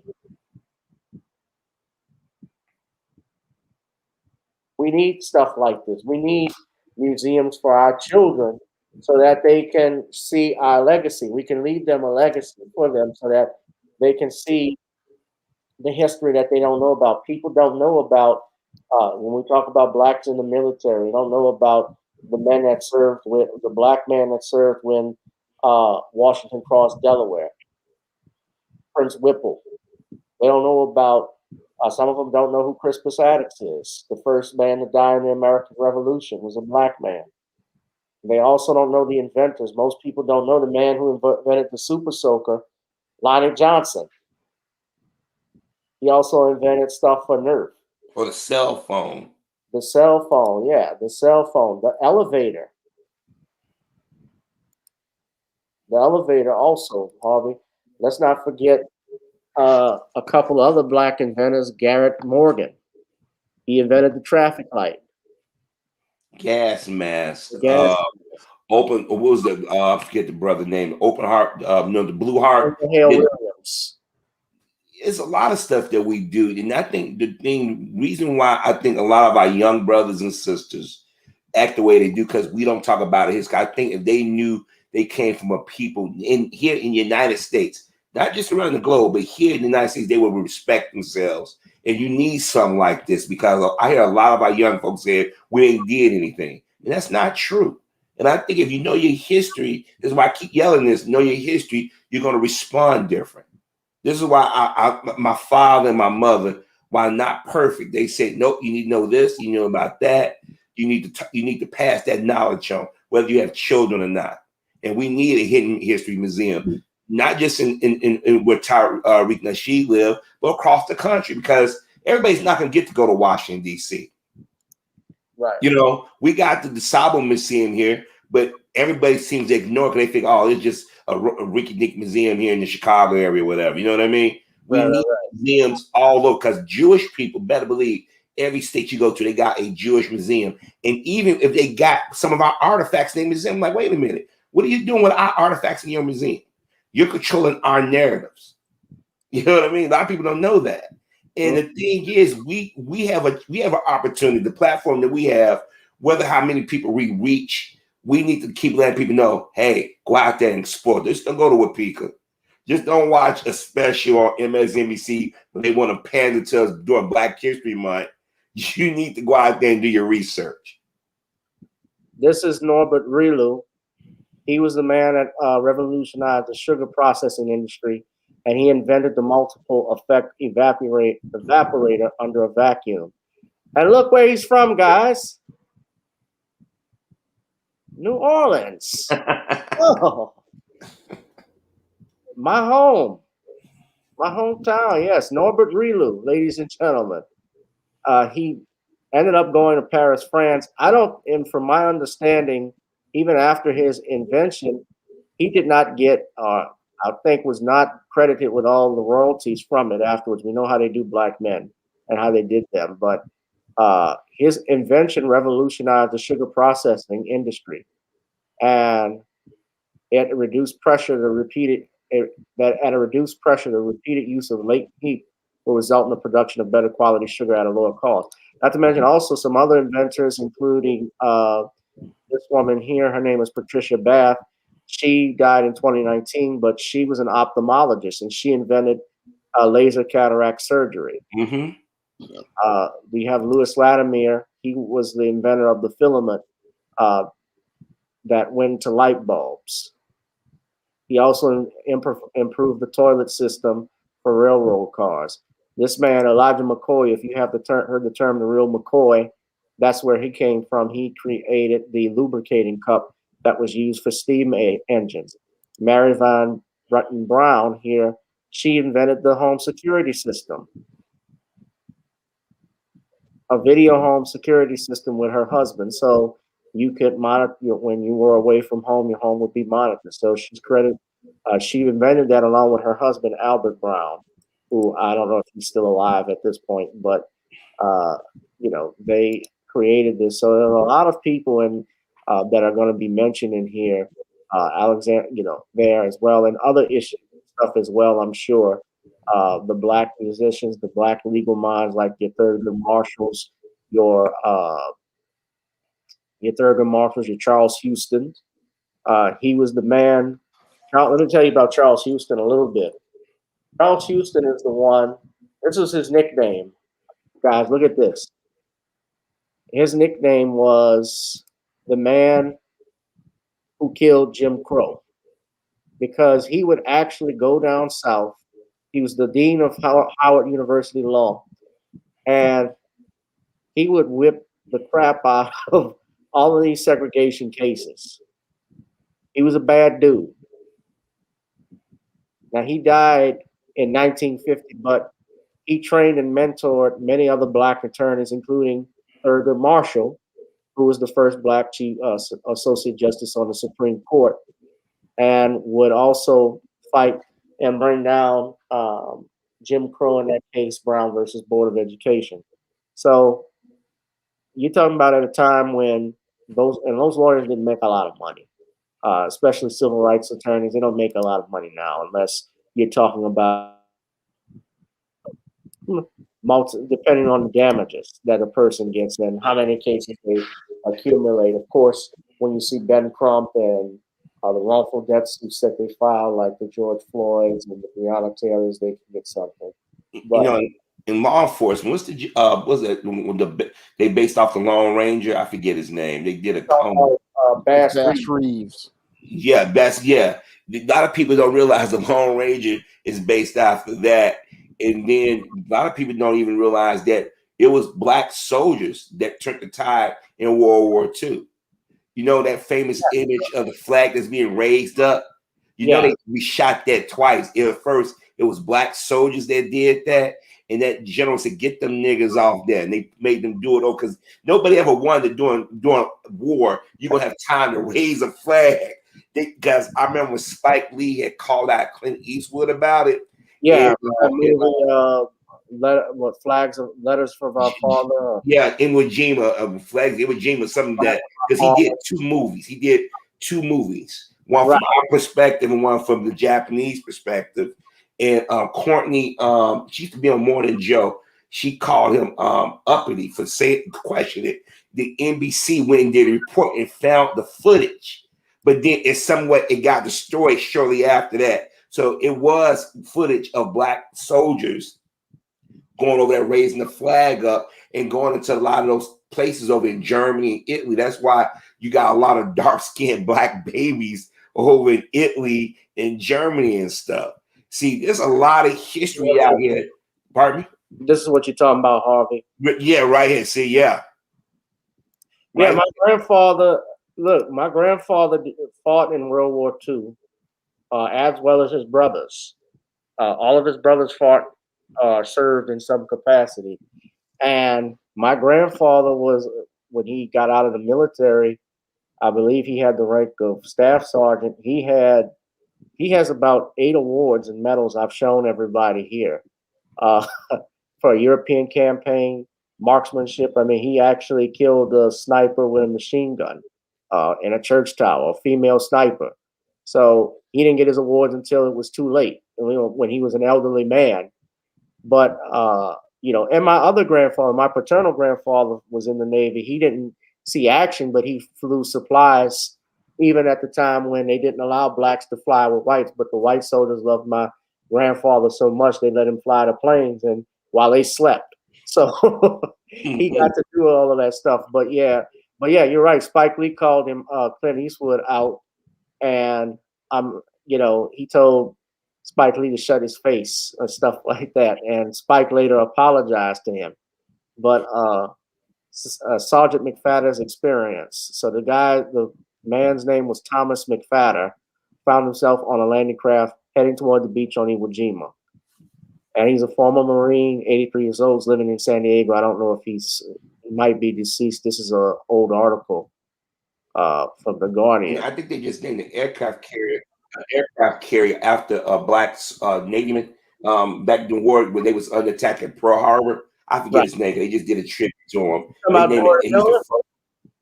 I believe that's true. If I'm not mistaken. I don't want to put the wrong name out there because that does happen to me now and then. But he's the first black person. He was celebrated, but then at the same time, the American media downplayed. That's why a lot of black soldiers were attacked, because they were mad that this black veteran was doing what he did, and he was getting celebrated and getting awards. Because normally they would never give a black person an award. Because they got footage of. I saw the footage of it, and I'm like, these are things that we don't know. And this is why I kind of get, I wouldn't say upset, but insulted that we always attack our brothers and sisters and don't know the history with the sacrifices they made. So this is why when people talk about critical race theory, I'm like, what problem do you have with people knowing about American history, true American history? Because a lot of people have claimed our history is theirs, and we sort of just walk away from it. Just like the term woke. Black folk were using that word for years. All of a sudden, now they're taking that and made it into a negative. Every time we create something, they take it or they twist it for their own nefarious purposes.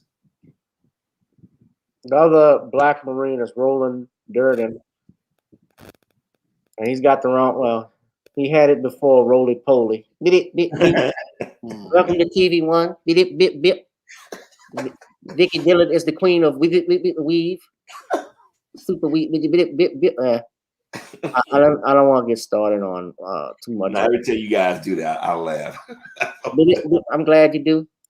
But you've seen Roland Martin on WGN, Harvey, but I actually met him in person, and he was a jerk. No, Roland is a jerk. He's a jerk because when he was doing the WVOM, he had his radio show. Yeah, he think he's the smartest dude in the room. I'm like, okay, you went to college. I'm not knocking that, but just because I didn't go to college don't mean that I'm dumb. And and then now it's like every week he's complaining about they won't give us no advertising dollars. Stop begging, stop. But I don't want to go on around. I'm sorry. I want my money. I need more activator money. My curling ball spot. Yeah, man. But you know what? I will say this with the museum, what Tyreek is doing in Los Angeles. I hope he can get actual people that know what they're talking about. Yeah. When people come and ask questions, because there are a lot of people that know things but don't know things. Because I'm gonna tell you something, they're gonna try to block him when he starts to go building. They're gonna you need this permit, you need this zone. There's gonna be a lot of things they're gonna try to do to stop this because they do not want something like this, knowing that the type of documentaries and stuff this brother's put out. Yeah. Oh, I meant to ask you guys something. I didn't want to change subject, but did you guys see Eyes on the Prize on HBO Max? Have I seen it? I've seen. Was this a new one or the old one? It's a new one, and I just put it like this: if you guys watch, you're gonna get ticked. So I'm thinking about doing a commentary about it because I call myself watching it. It's a bait and switch thing. It ain't nothing but attacking black men. And basically, it's Black Lives Matter. They doing the same thing Black Lives Matter did. At first, they showed the clips from the original Eyes on the Prize. They showed Dr. King and Malcolm X. And they turned one bashing black man gay rights thing. I kid you the freak not. Yeah, I had a feeling that's where they were going. Go ahead, Shawn. I'm sorry. Well, that's what we can expect from mainstream media. I mean, this was something made by HBO, which is again owned by Time Warner and Discovery. So anything that comes from corporate America, I'm not going to expect to present our image and our stories and our history in a positive or a balanced light. So that's why I'm glad Tariq is going out and making the museum, because that's the only way we're going to get our stuff out there. I mean, I remember back in the day, I would go to places like the Schomburg, and I remember watching the exhibit called Stereotypes and Human Types, where they showed the human experiences of Black people and contrasted it to the negative images that they placed of us in media. It was a very powerful exhibit they had at the Schomburg. And the only way we're going to get our history is from us, and that's one of the things that's most important. And that's why it's important for us to have our own platforms and control our own platforms and control the narratives on those platforms. So I'm going to check out this because I got a month of HBO Max, and I'm going to check this Eyes on the Prize out. And I have a feeling I'm going to have to make another video barbecuing this propaganda. So this is Eyes on the Prize. I guess they're taking it in modern times, Harvey. Yeah, what it is basically they try to pretend like they celebrating the original.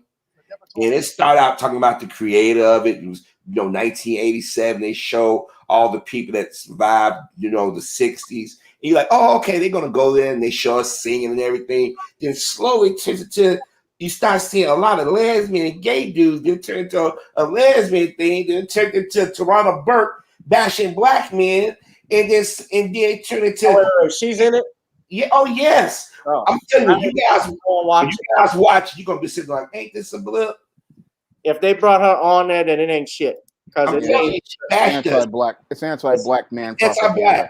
Anti-black male propaganda. It's about pushing the gay. I mean, look, if you gay, that's your business. I don't care what you do in your bedroom. Right. But they kept saying the gay community is the reason why the civil rights movement was successful. That's a lie. And I'm saying that's not a lie. That's complete utter bullshit. I'm telling you guys when you watch, because I said I couldn't bullshit. I couldn't sleep last night because I got up and I watched the Titans, right? The 4th episode of the Titans. So it suggests you Eyes on the Prize. I said Eyes on the Prize because they only released the first Eyes on the Prize on DVD. They never released that second part, 1965 to 68. So I'm like, that's kind of weird. Then you jump to the modern day and it says Eyes on. Let me see. I think I got it. I copied the image of it on my phone. I'll give you the exact title so you guys know what to look for. Let's see. Eyes on the Prize, Hallowed Ground. I'm laughing at it because that is utter bullshit. That's right, Roslyn. When you watch this, I'm telling you, everybody gonna sit there and say, I just wasted a good hour of my life. Because it's slow, it's smooth. It's really smooth. It starts out showing Dr. King and Malcolm X, and you say it does a U-turn. You're like, what the hell am I watching? And it basically is about the gay movement and about bashing black men. Because Toronto Burke said, well, I'm not anti-black men, but black men do attack black women more, blah, blah. I'm like, ain't this, I have to cut it off. I'm like, Right. That's like, look, there are some shows I still watch, Harvey. I don't know if you watch, but do you watch Godfather of Harlem? With me? Yeah. No, I've yet to watch it. Because you know what? I'm going to be honest with you. I can't deal with all these gangster shows or it just, and it may be a good show. It may be a good show. Yes. But so much of that stuff I can tolerate. I watched it. I've watched it. It's a great show. Forrest Whitaker. I mean, he's playing a historical character, although it's fictional, with a lot of the shift that they had because they got Bumpy Johnson going up against the mafia and so forth. And I know Bumpy was a lackey for the mob. For the mob, he actually there's no way he would have gotten away with pulling a razor blade on Joe Bonanno. But that's another story. But I watched that show and the writing and the structure they have because they have Malcolm X in it, and they do a good job with portraying it. Although still from a fictional perspective. When I contrast that with Power, I've tried to watch the Raising Cain and stuff, and there's we talked about this. They have the agenda that's in it, but what's funny, and Shawn, you can relate to this. The character Jukebox, she was always gay even in the original Power, but she's in a relationship with a white girl from, I believe, from up in Manhattan. Now, this is in the early 90s, and she can come up with she can be in a she's in a relationship with the whitest of white girls living in a nice luxury apartment. And I know for a fact this shit didn't fly in the 90s. You're up in New York. What's the whitest part? What's the white part of town? What's the white part of town? Upper West Side of Manhattan. White. That's as white as it gets. Right. So she's from, I think, Queens. Yeah, she's not going to be walking around like that. Man, and the last I don't want to give away spoilers if anybody watches it, but I saw it. The mama was mad with her. The white mother was like, "You get out of my house, or I'll call you." She actually said this: "I'm gonna call police on you for rape." I'll get you in my house, and this is what you do. This is what you do, Mom. It wasn't her. It was me. No, get out. Get out. You are no longer welcome. You tell me what I'm calling the police. And she's all upset, and I guess this is going to be her rage that gets her to kill because she's going to become the way she is in the current time. Yeah, right. She didn't get the yellow Oreo, so the lemon Oreo she was trying to lick. Oh God. So yeah, but Tyrannosaurus Burke, or I call her Clever Girl. Remember when your boy had the shotgun on her, the raptor, and the other raptor got him? Yeah. Clever girl. I say this, and I don't dare speak for you two, but I think that television has, directed towards the black community, very insulting and been dumbed down tremendously. And they have an agenda to make straight black men look like we're the bad guys of everything. Have you noticed in the spinoff, the black woman is in charge and the guys are all either they're dumb or they're eating or they just have sex with multiple women. They can't think for themselves. It's a, I don't know, but the woman who runs it, the creator, is a black woman. So I'm not shocked. It's just an agenda to make us look bad. And like I say, every now and then I want escapism from television, but sometimes you sit back and you're like, what the hell are they doing? Even the show P-Valley, like everything on Stars, I watch, there's some type of dysfunction. P-Valley, the show that's set in Mississippi, they got a strip club.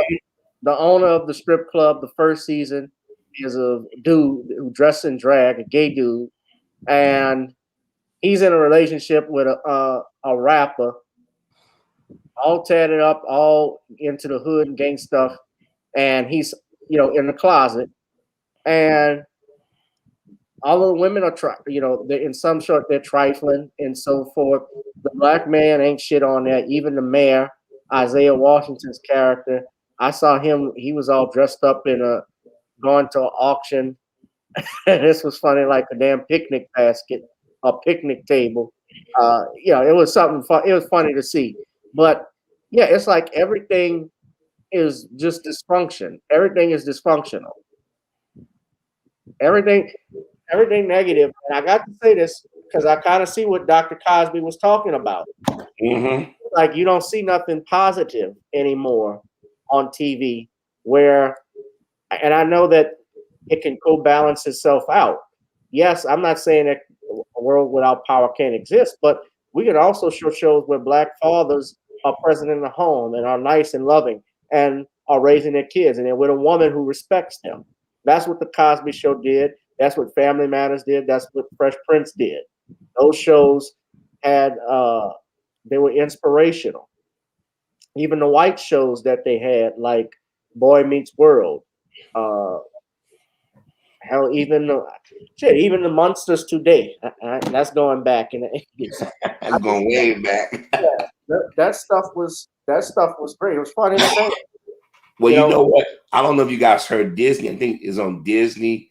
I get them all mixed up now because I still say the streaming service is going to be a death of us. But it's a show called about this Cuban girl that pictured that she wants to be president down the line. And in the storyline, they got this Hispanic boy. He's in love with a black boy. They making the black kid gay. I kid you not. This is a Disney show. I think it's a Disney show. It streams on Disney or net. One of these platforms is streamed. Old girl that played. She's from Chicago. I think her name. The one that got in trouble for talking about black people a few years ago. I can't think of her name right now. But she's thinking back about her childhood. She can one day be president, but she's going through growing pains, and her best friend or brother is coming. He's gay, but the thing is, he's in love with a black boy. They showed it. And I sit here and say, they even got the teenage black boys being gay on TV. And all this, it's like they trying to push this on the black community really, really hard. Because I saw a news article over in Jamaica, one of those island countries. They took the flag down. They put a gay flag up. They said, you want to put our flag up, but you put an LGBT flag up. They said, what the hell you think you're doing? Gina Rodriguez. Thank you, Rosalind. That's the name. Gina Rodriguez. That's the actress. Go look it up. She's in the show. And I forget the name of it, with the exact name of it. But if you go look at the clip, it's obviously they making the black boy to be the gay lover. I kid you not. And like I said, go ahead, I'm sorry. It's all part of what I see a social engineering agenda. What they want to do is program the minds of young black boys and young black males to think that this is the norm for being a black man. That's why there's such a war on the heterosexual black man and the heterosexual black man's image. So what they want to do is keep bombarding you with these images so that you'll believe that this is the normal behavior for a black man. And if you don't have parents there or people there to educate you on the truth, you'll buy into these narratives. Because I remember being a kid watching a lot of TV shows, and I would identify with a lot of characters sometimes. And I know how susceptible kids are to this type of narrative, these type of media, the black boys in dresses, the effeminization of the boys, the homosexualization of the black boy. And when you keep putting the same image of a black boy up there and a black man up there like that, it makes you believe that this is the ideal for a black boy. So this is dangerous material, and that's why we have to have our own media. That's why I go out here and publish my own books that feature straight black men as fathers, as husbands, as leaders, and bosses and business owners, because we need that type of media to counter this type of programming that they're trying to put on young black boys' minds. I agree with you, Shawn. And if I knew how to publish books or knew a publisher, I was sitting there because I got these different ideas of stuff that we don't necessarily see. Like granted, science fiction, comics, even just romance between a male and a female that I have yet to see done in a positive manner, or like a dramedy that is not stereotypical. Because you know, at one time you had soul food. What was the base around soul food? Black folks getting around food. You saw a bunch of movies based like that. The early 90s, when the Boys in the Hood came out, you start seeing a lot of these hood type movies and stuff. It seems like they latch on to something, but the last decade or so, you cannot turn around and not see a gay black man or exaggerated gay black man. And it's like Shawn said, you have people who are susceptible to looking at these images over and over again. They think that's the norm. That's why a lot of people bought into the hip hop, negative images of hip hop, the Scarface version of hip hop, because you see it over and over again, and people don't have good discernment. You don't have adults necessarily around telling you cut the TV off, or that's not real, that's exaggeration. Because it's getting to the point where I don't even like using this term, but it seems like we're going to start using that we're going to be a endangered species as straight black males. Oh, it's already been said. It's already been said. But yeah, with these TV shows, and that's why it's important. Also, we got to have our own network, not that black news channel stuff, because Viacom CBS, and I talked about this last week with Shawn, Viacom CBS is up for sale right now, and potentially Comcast NBC could be its next buyer, its next owner. So just imagine now you have one company owning all of these other networks, and you want to wonder why they fought tooth and nail to keep Bill Cosby from buying NBC. I mean, think about it. Disney owns ABC, ESPN, now 20 Fox. Now you're going to get Comcast, going to go get another major. They need to break these companies up, because now you're going to stop paying for TV, because everybody, they think, oh, streaming service is the best. No, it isn't. Because you're still going to want paying for content, and they get to control what you see. Like, if it wasn't for YouTube, it's not perfect, but if it wasn't for YouTube and us being able to put up old clips of what the civil rights movement, or clips of things that you would never see on network television, nobody would never believe anything we say. You know what I mean? Because we talk about the Dr. King, what just wasn't I Have a Dream. People say, oh, he just had a dream, but there's other clips you see people putting out about that, and they're like, well, we didn't know that. Because the networks, they got it where they don't want to show you. They got these archives that they sit back and let either they tape over or destroy. They don't want any of us to be able to sit back and say, okay, I'm sorry, Galvin. No, finish your sentence, Harvey. But this, I'm going to tell you, what Tyree is saying, this was because of the Telecommunications Act of 96. And that was under the Clinton administration, just like the fairness doctrine was under the Reagan administration. Right. And, I'm sorry. Go ahead.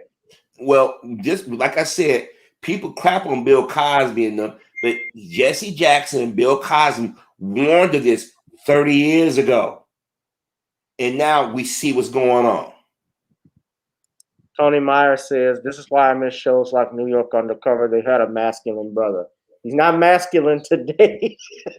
Yeah, both of them. You get what I hear.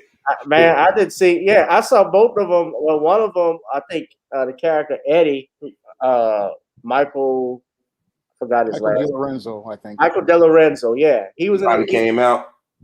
No, he's not gay, but I saw he was in a couple. I don't know if he's gay, but I saw him in a couple. He was in that ABC movie called When We Rise, and he played, a character. Malik Yoba. It is what it is. He's come out and said he's into trans women, but he's not gay. And I remember when we were on the phone with him on the Judge Joe Brown show, and the judge was getting in on it. It was like, sir, they have a penis, that, and you like it, that means you're gay. Like, ladies and gentlemen, I didn't say. They say, well, that's what you said, sir. Like, that's all we can go on. Ladies and gentlemen of the jury, you're instructed to use your best information. You can't learn when you were going. And he hung up the phone. He got off milk yogurt. Malika yogurt. I used to love. Look, New York Undercover though was a great show. I remember they had a lot of great issues they talked about. It was well written. One of the best episodes they had was an episode called Bad Blood, which was about the Tuskegee syphilis experiment. And they had a guy, Roscoe Lee Brown. He's that black thespian that always talked like this. You know, he played. Yeah, I know you're talking about. Yeah, he was one of the black doctors involved in it. He had hired a hitman to kill a guy who was going to break news on his new research. So he had, all of that going on, and then, great storylines like that. They even had one on Dr. King's assassination, how the government conspired to kill King, members of the government that were trying to stop new evidence from coming out. It was a great show, but you saw how quickly they canceled it. What Dick Wolf does, they wanted more money, and Dick Wolf is known not to give his black actors pay increases. This is the same Dick Wolf that created Law and Order. And Chicago PD and all this stuff. That's why if you watch just black characters on this show, even Ice-T, who have made a son cop killer, but turned out to act a cop on the show. But the irony of that, but the thing is that the black characters are written so poor and stereotypical, because even on Law and Order, Ice-T's son is gay. Yeah. The brother on Chicago PD, he don't have a girlfriend, but everybody else is hooked up once or twice or three times. So these things you notice. Well, got news for you. You have sex with a girl, it means you're gay. That's what Ice-T told little boy. It means you're gay. Man, he went from cop killer to, can I please play this cop on Law and Order? Yeah. I remember. Go ahead, I'm sorry. Go ahead, Harvey. He ain't going nowhere. He been playing that character for 20 years. And I'm like, and he dyed his hair now, dyed the eyebrows, look like a freak now. Be like, come on, dude. He's 60-something years old. Give it up. I remember when he was on New York Undercover, he played Danny Up. He was Yeah, he was great in that, man. But he done dropped. I remember, a great movie Ice-T did called Surviving the Game. Yeah. Charles Dutton, yeah. And Gary Busey was in it, and I'm laughing going over it. But yeah, Gary Busey put him up against. They were hunting humans, and Ice-T was the target because he was homeless. They would hunt homeless people for sport. And I remember he put Ice-T on a burning house, and Gary Busey was like, "I like my meat medium rare." And Ice-T punched him, threw him through the window, and said, "Best line. Try well done, bitch."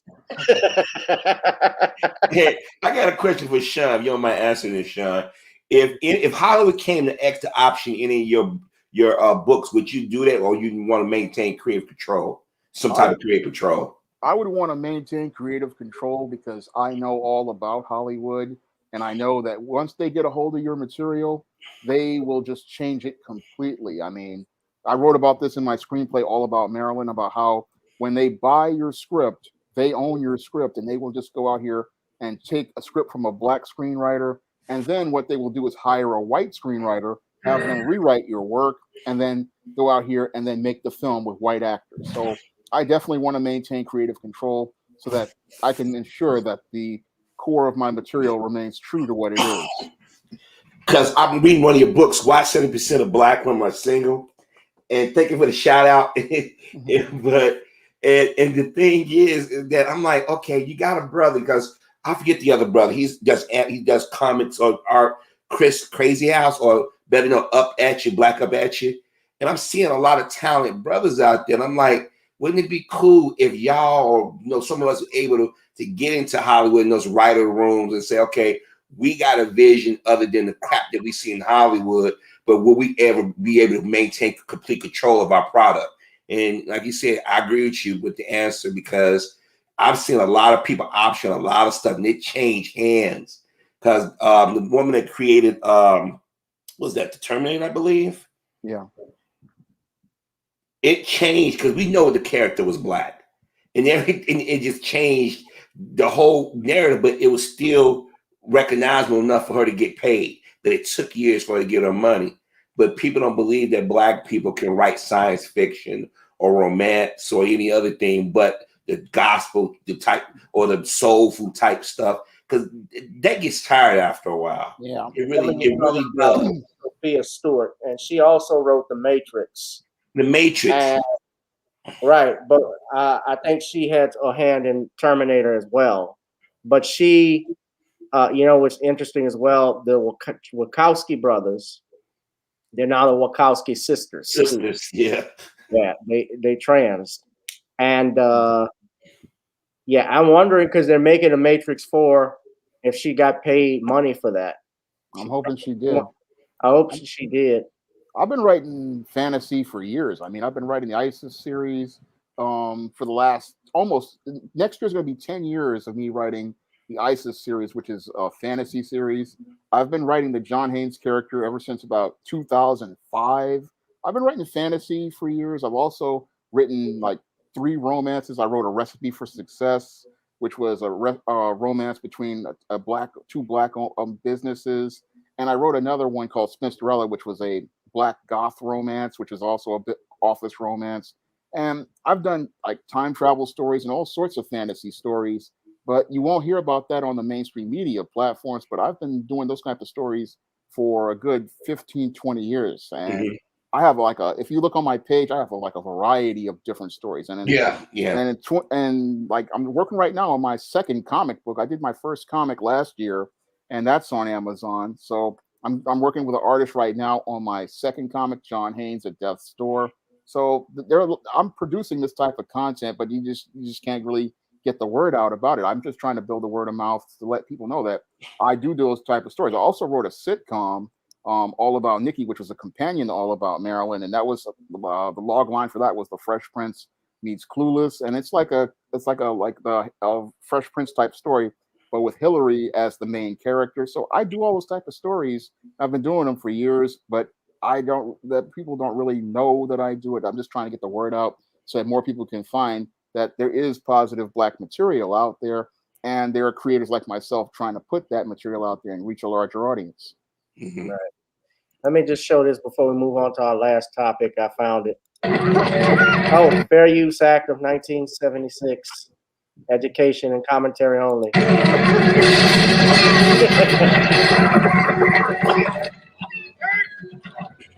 Best scene in the movie, except when Charles Dutton got blown up by the grenade.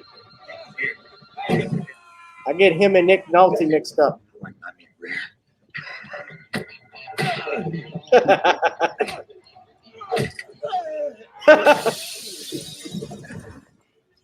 Well done, bitch.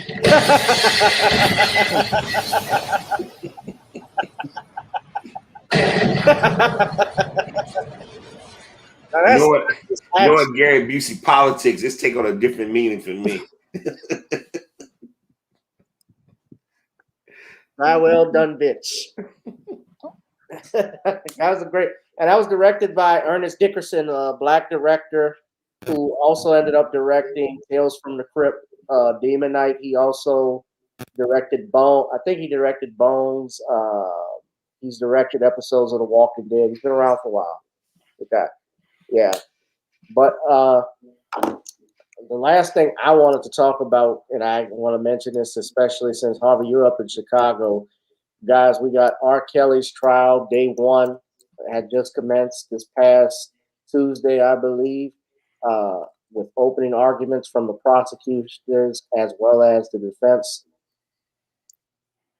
And one of the alleged victims testified and began her testimony. And I'm going to share that screen. This is coming from News One, and I don't be careful with News One particular, but I want to show this one. R. Kelly accuser Jerronda Pace testifies at sex trafficking trial that disgraced singer wanted teen to look younger. Now, this is the young lady. She's an adult now, but she's the one, that's her on the left, that actually met R. Kelly at his 2008 trial, from what I'm reading here. Jerronda Pace said Kelly wanted the then 16-year-old to dress as if she were younger than she already was, according to reporting from the New York Times. He wanted me to put my hair up in pigtails and dress like a Girl Scout. When Pace was cross-examined by the defense, Kelly's lawyers tried to portray her as an obsessed groupie fan who was stalking the singer. And Pace said this is not right, as she told attorney Devereaux Canet. The testimony from Pace followed her saying under oath on Wednesday that Kelly, accused of having a sexual relationship with her, did not care that she was underage. In fact, he was encouraged by it, Pace said. Pace, who is 28, whose name people may recognize from the Surviving R. Kelly docuseries that inspired authorities to hit the disgraced singer with criminal charges, took the stand and ran down a list of damning accusations in which she claimed she was sexually violated by a grown man more than twice her age. Kelly, who is 50 years old, is charged with racketeering for allegedly kidnapping and exploiting underage girls and women sexually and otherwise under the so-called Mann Act, which makes it illegal transporting any woman or girl for the purpose of prostitution or debauchery or for any other immoral purpose. So they got federal charges on R. Kelly based off that act. Now, what's interesting about the Mann Act, I'm going to continue reading the article, is that the Mann Act was created back in the early 20th century when the United States was trying to go after one Jack Johnson. And I talked about this before, what the Mann Act was. Jack Johnson, you know, was the first black heavyweight champion ever. You know, before Joe Louis, way before Muhammad Ali, way before Mike Tyson, there was Jack Johnson. And he married white women as well, which pissed him off even further. And he would gloat over his opponents all the time, taunting them. So as Muhammad Ali even said in a documentary, he said, you know, that nigga was bold. But but after the prosecution and defense exchanged opening statements on Wednesday, Pace described how Kelly, who was 41 at the time, told her to lie about her age and after she admitted that she was 16 and not 19, as she had originally told him. She said the singer was ambivalent to her disclosure and told her to tell everyone I was 19 and to act 21. Now, she says she has regret speaking about R. Kelly. She said even Kelly said it was good when she told him he was a virgin and that he would train her, and this is graphic, he would train her how to please him sexually, all of this stuff. And claims, however, she was given an ultimatum to testify or have a warrant out for her arrest. She said even if she was arrested, she would still have to testify. And she took a step back because she gave birth to a child. I don't believe it's R. Kelly's. She's in the last weeks of her pregnancy. And my baby can come any day now, and I have to take the stand and testify. And I'm like, no, I am not okay. And here you see News One says, no lies detected. They titled it there. And they say that she's been consistent for 3 years now since BuzzFeed reported her claims. But this is what got me. She met R. Kelly outside of his child pornography case that he was ultimately acquitted for. And she was 16 years old, a devoted fan. And she had given interviews for various media outlets during the trial, during which she dismissed the allegations against him. This meeting, which led to Kelly bringing Pace to his suburban Chicago home, developed into an alleged sexual relationship that Pace said she was paid to keep secret via non-disclosure forms. The mother of three told BuzzFeed that she was mentally and physically abused by Kelly and had to follow a set of rules whenever she was inside his home. Now, again, I have to ask R. Kelly, of course, he's maintained his innocence. Now, I have to ask, and I've mentioned this again, just like we said with and I know some of my viewers have told me already how she was able to get into a meeting R. Kelly and had a fake ID. I still got to know where her mom was. I still have questions how they would let anybody see. As a lawyer, I know this. Anything involving children with a trial or hearing, I don't know if you've ever been to a juvenile, you guys probably have not been to a juvenile court, but you can't just walk into a juvenile courtroom because it involves children. Unless you are a witness in the case or you're the attorney for that child, you cannot be present in there. And even in civil courts, when there are cases, criminal courts, the judge sequester the proceedings and only allow certain personnel in, certain members in, may not allow the media, although there's a freedom of press issue, but they can still allow no cameras in courtroom, things of that nature. I'm trying to figure out again, how could a 16-year-old go into a court proceeding on child pornography? Well, let me say this. And I remember when that case was going on, and there was a lot of women and young girls there. A lot of mothers, aunts took teenage girls and stood out the courthouse. And a lot of men within our community saying, why are y'all doing this? We all saw the video at some point. Well, allegedly it was R. Kelly, okay? He's in jail. I mean, he's in the courtroom fighting for his freedom, but we all knew on the west side and south side of Chicago how he got down, or allegedly how he got down. Because I remember when I was in high school, when R. Kelly went, if you remember, y'all probably heard of George Daniels and his songs. He had this record shop called George's Music Room on Roosevelt Road. And when R. Kelly came to the west side, girls literally cut school to go see R. Kelly. I remember teachers said, well, all the girls go. All the boys like, they went to go see R. Kelly. And they said, and teachers were complaining about that. And some of the teachers said, you can't get mad at R. Kelly because they going towards him. You had mothers and aunts actually picking them up, taking them up there, doing this. I remember seeing this personally. My mom had met R. Kelly at one of the shopping malls years ago.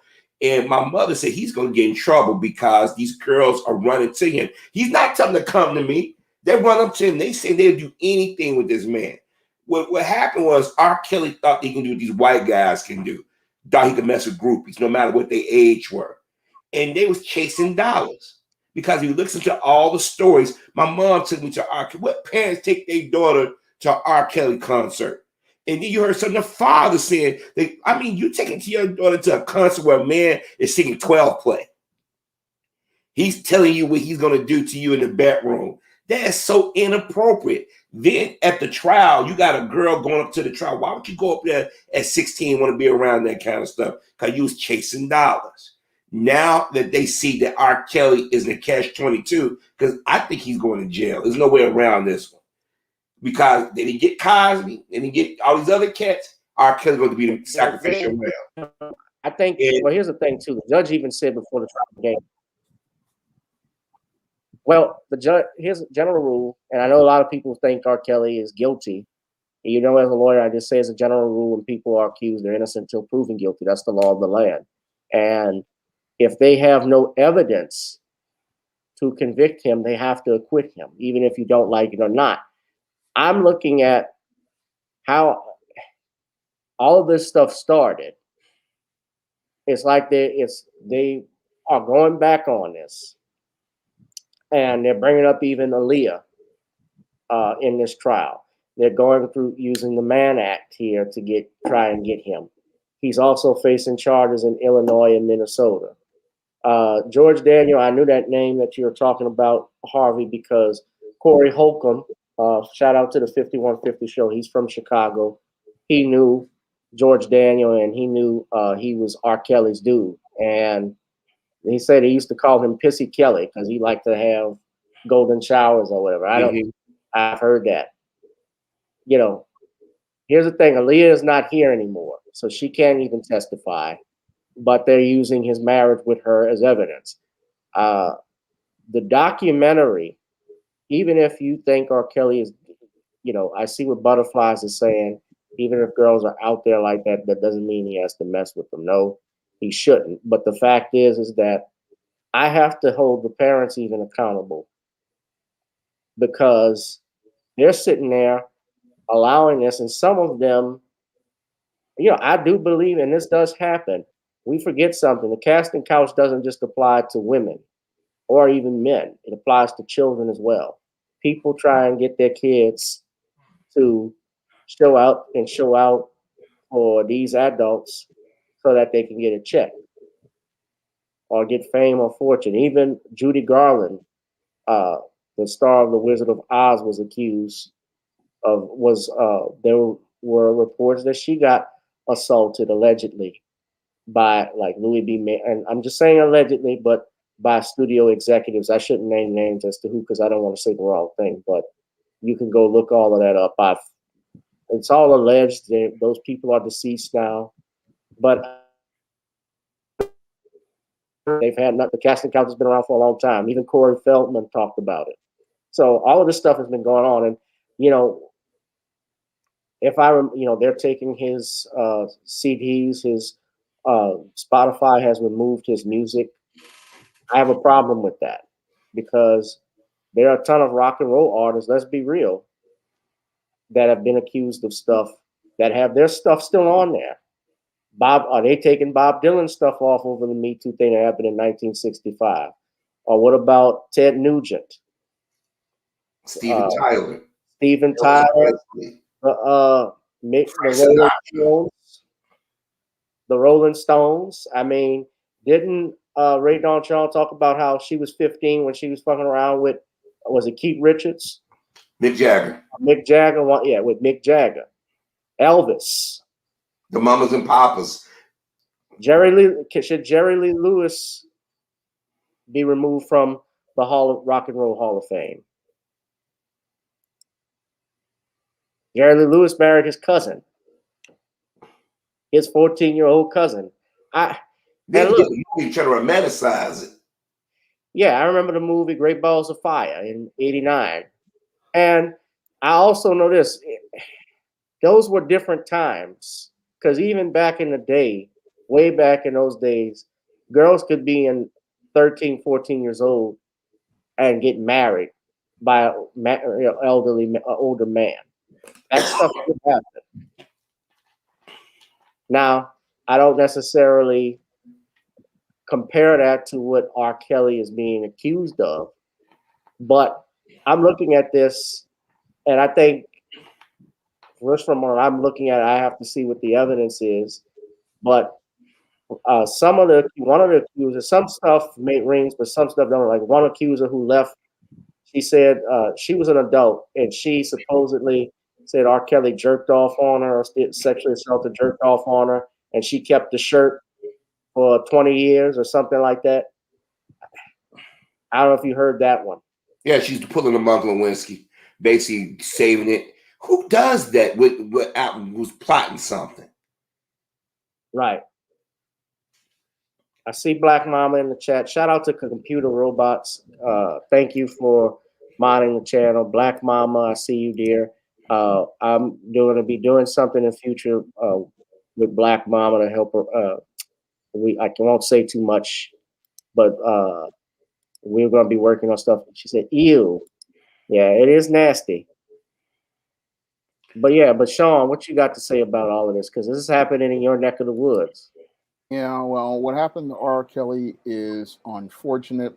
And it looks like to me they're trying to railroad him through the criminal justice system. They couldn't get Bill Cosby, so now they want to try to use R. Kelly and make him the scapegoat and make him the face of sexual deviancy. And the fact that they're going through these old laws is showing me that they want to make him the ultimate image of the black brute. But when I look at things as related to these women, I know how a lot of these females got down, because back in the 80s, when I was in high school, a lot of these girls would go out here and they would be chasing these dope dealers.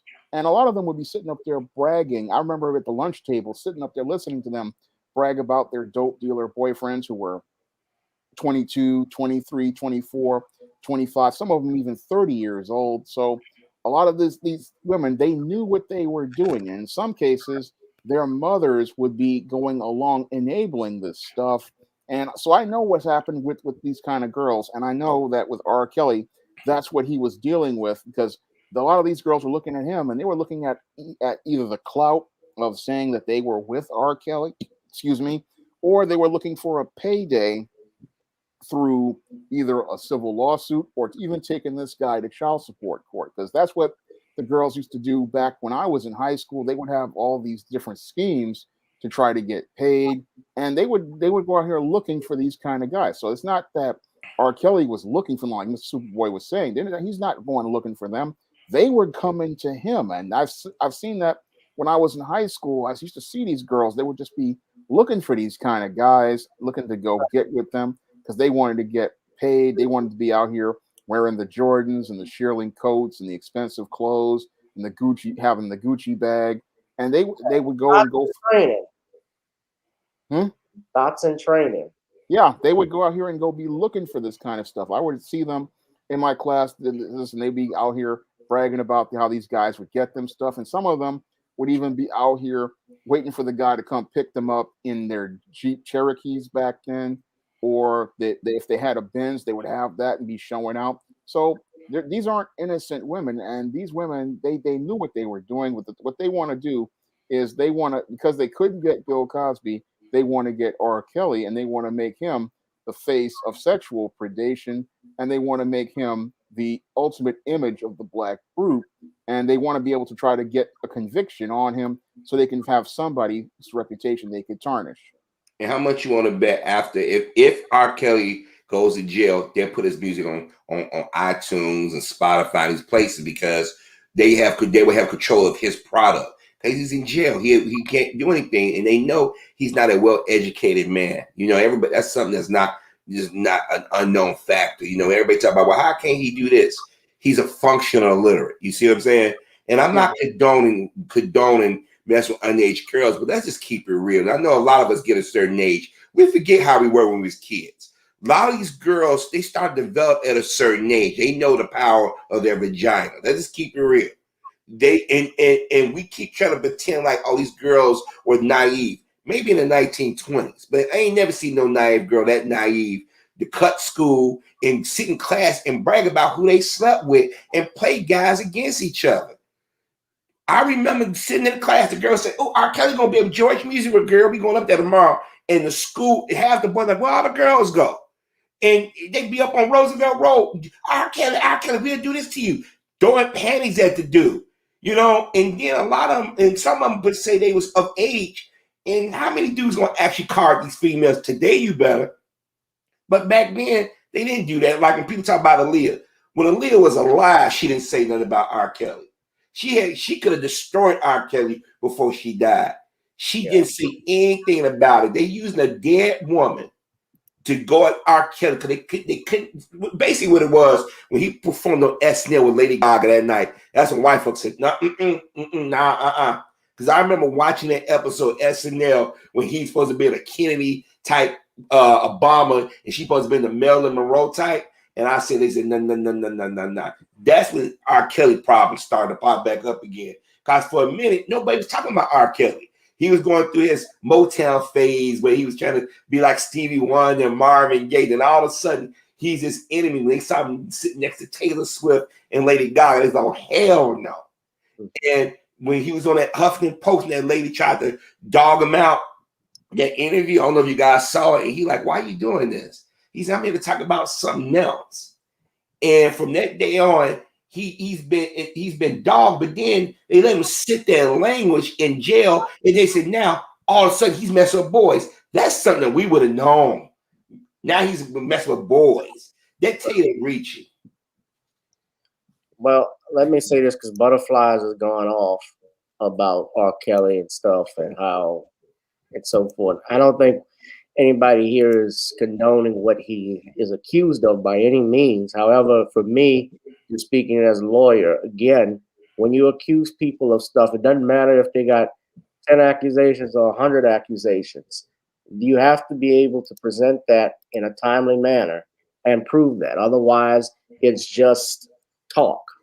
If it's not brought out at court, if they don't have court proceedings, and the manner in which this was done with the documentary, because then we have to ask the question, because the documentary, by what you read in the article, is the reason why a lot of this stuff came forward. Most people had heard that this stuff was going, had allegedly heard, we knew about the tape, that this stuff was going on. We knew, most people even knew about R. Kelly marrying. I mean, MTV did back in '94 when they broke the news with Kurt Holder. I saw the video in the documentary where it confirmed that he married Aaliyah.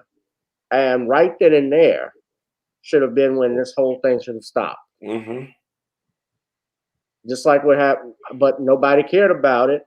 It didn't make the news like it made news, but I think it wasn't like Jerry Lee Lewis marrying his cousin at that time, because I'll just say it, Aaliyah is a black woman. They probably didn't care about that or care about her. I remember, and actually it's been 20 years since Aaliyah just passed away. We just came up on the 20th anniversary of that. Yeah. I'm still, I still can't believe that, because she was young when she died. But the stuff that they're saying, some people, you're going to have to also look at the fact that whether were any of those women paid money to go into that documentary. Because if they were paid monies to give that story, then that could affect their credibility. So that's all stuff that may allegedly, that could allegedly come on out. Like I said, we're monitoring. But here's the thing: those parents should be locked up as well. I have a question. If we go now, look, we're not justifying. I want people to understand we're not defending R. Kelly if he allegedly did do these things. What we're saying is accountability has to be taken somewhere. Mom and dad job is to protect their children, keep them from going. I mean, R. Kelly lived in a accountability starts at home. Let me tell you something. Where he lived at is not a hop, skip, and jump. It's like 40-something miles from the city of Chicago, okay? They took him all the way out to the south suburbs. He's closer to Indiana than anything. Yeah, there's no public. You know how many buses you had to catch and trains to get out to where he's at? Because there's no running buses out there. So they was taken to this man. Okay. Now, yes, ultimately he should have said no. But to sit back and say, oh, by the by, I'm abused, when we know y'all go to all these concerts, we know y'all been out here in these schools doing all kinds of stuff. Right. I'm telling you right now, there's more to this. What it is that these women now have gotten to a certain point where they can't use their sexuality anymore. Now they want paper. They see the white women getting paid. Now they want to do the same thing. Now, I would give them the benefit of doubt with all this till they start saying he was messing with boys. Don't you think that little nugget would have been out there for years if he was messing with little boys? Oh, no doubt. It would have definitely been out there. It would have been out there. They reach it, and then you use the man law, as you said. That law in itself is racist. When you think about how it was created and went after, then you using the RICO laws. I mean, they're trying hard to get him. And that's the thing. And people who are not trained in the legal field, again, and I see people in the comments, you guys can't. Some of you guys are basing this off of emotions, and laws are not based. When we try things as attorneys, we don't go by emotions. We go by what the evidence is. I'm looking at how we got here, which was based off of a documentary, and then I'm looking at coupling that with the fact that you have all of these new people that just came out after the documentary. Then you have the Attorney General of Illinois, where you're at, Harvey, saying that any woman that's been molested by or has something against R. Kelly, they need to come forward. And that was against the law, what she did. And that's problematic because, number one, there could be real victims of R. Kelly. There could also be fake victims of R. Kelly who come forward like that. Yeah, morally speaking, I hear you butterflies. Yes, he's wrong. It's wrong to mess with. Yeah, it's wrong for anybody to mess with someone underage. But look, we have a different society also that looks at women and men differently, because there are women. Look at these white women who molest these or have sex with these kids in school who get slaps on the wrist. That happened actually here in Louisiana. It's almost an every week story. Every week story. And they get slaps on the wrist for it. Media may talk about it for 15, 20 minutes, but that's about it. The only one I knew that did serious time was the woman back in the 90s who just died. Mary Kayla Turner, but she still got a slap on her wrist. Yeah, the rest have gotten no time at all. And again, nobody's condoning what R. Kelly is doing, but this is what has been going on for over, I say, 40 years. I mean, a lot of people don't understand that A lot of this stuff has been going on for years, and Still going on. yeah, still going on. I mean, look, Elvis Presley met Priscilla when she was 14 years old. He courted her with the parents' permission. And the woman that died, who accused Cosby, who died last week, was a teenager hanging around Elvis Presley. Yeah. She died. He courted her with the parents' permission. They got married. They even lived together before they were married. My understanding was that Priscilla claims he never had sex with her before they were married. And I call bullshit on that. I can't believe that. Yeah. But it is what it. Well, she's staying on code. But if they got married, the parents allowed it. What can I do? And people need to remember, Aaliyah's uncle was a producer, knew R. Kelly. He stood by and watched his niece get with this grown man. Where was Aaliyah's parents at? Where was her brother at? See, there's a lot of parts it's a lot of pieces that people want to ignore. My thing is this: if he did it, he got caught, he got to pay the piper. But y'all let this man sit in court with no new evidence, and all of a sudden, oh, now he's messing with boys. Let me tell you, that ain't a secret that you could have kept in Chicago. Trust and believe. There's no way in hell. Because the moment people stop buying his music, people saying R. Kelly go both ways. I mean, trust and believe. People had issue with 1994. I remember that morning getting up, hearing the Tom Joyner show when the news broke. We like, man, another dude mess with girls our age. And again, Harvey, I bring it to this. How is a 16-year-old being allowed to sit in a courtroom during school? Thank you.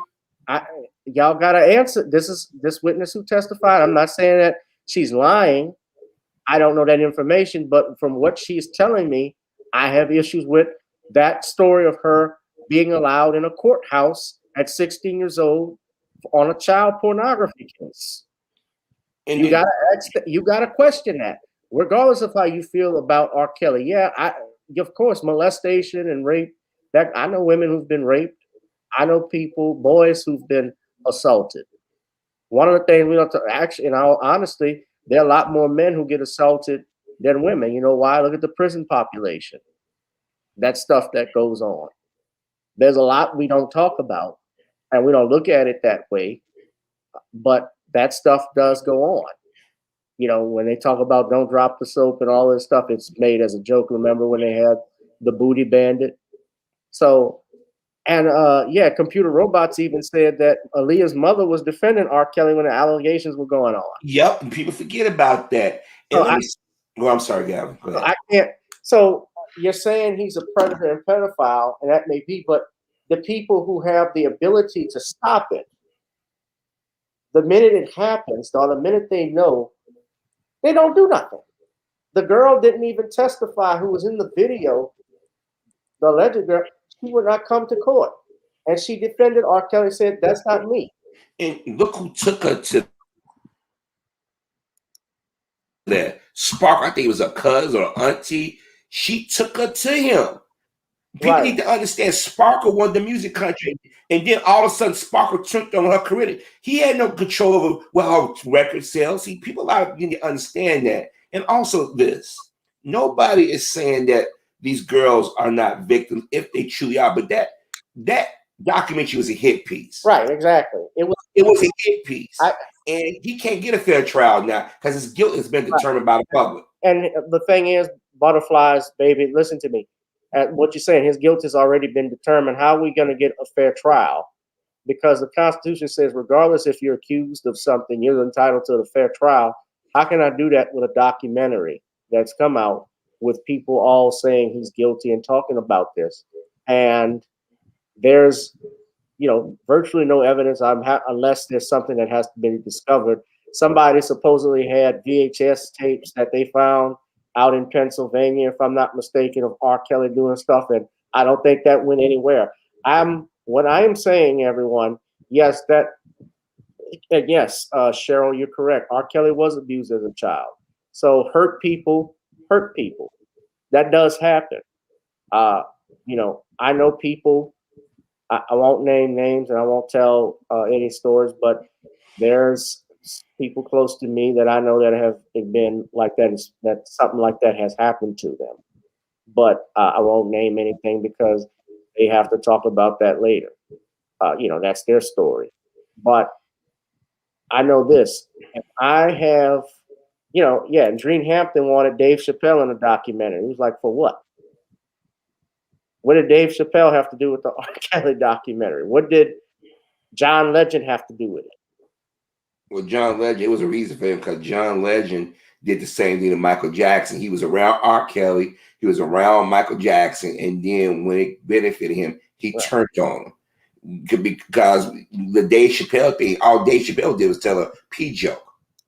Right. That's all he did. He made R. Kelly jokes. R. Kelly was acquitted that time. So once you're acquitted, there's nothing I can do. You can't bring something called double jeopardy. I can't come back and bring this to you. Now, what they tried to do with OJ, when he got caught with that robbery case for trying to steal back his own stuff, they punished him based off what happened in that 95 trial. That's what that was about. The judge was sipping on a smoothie while she was giving, or icy, while she was giving his sentencing.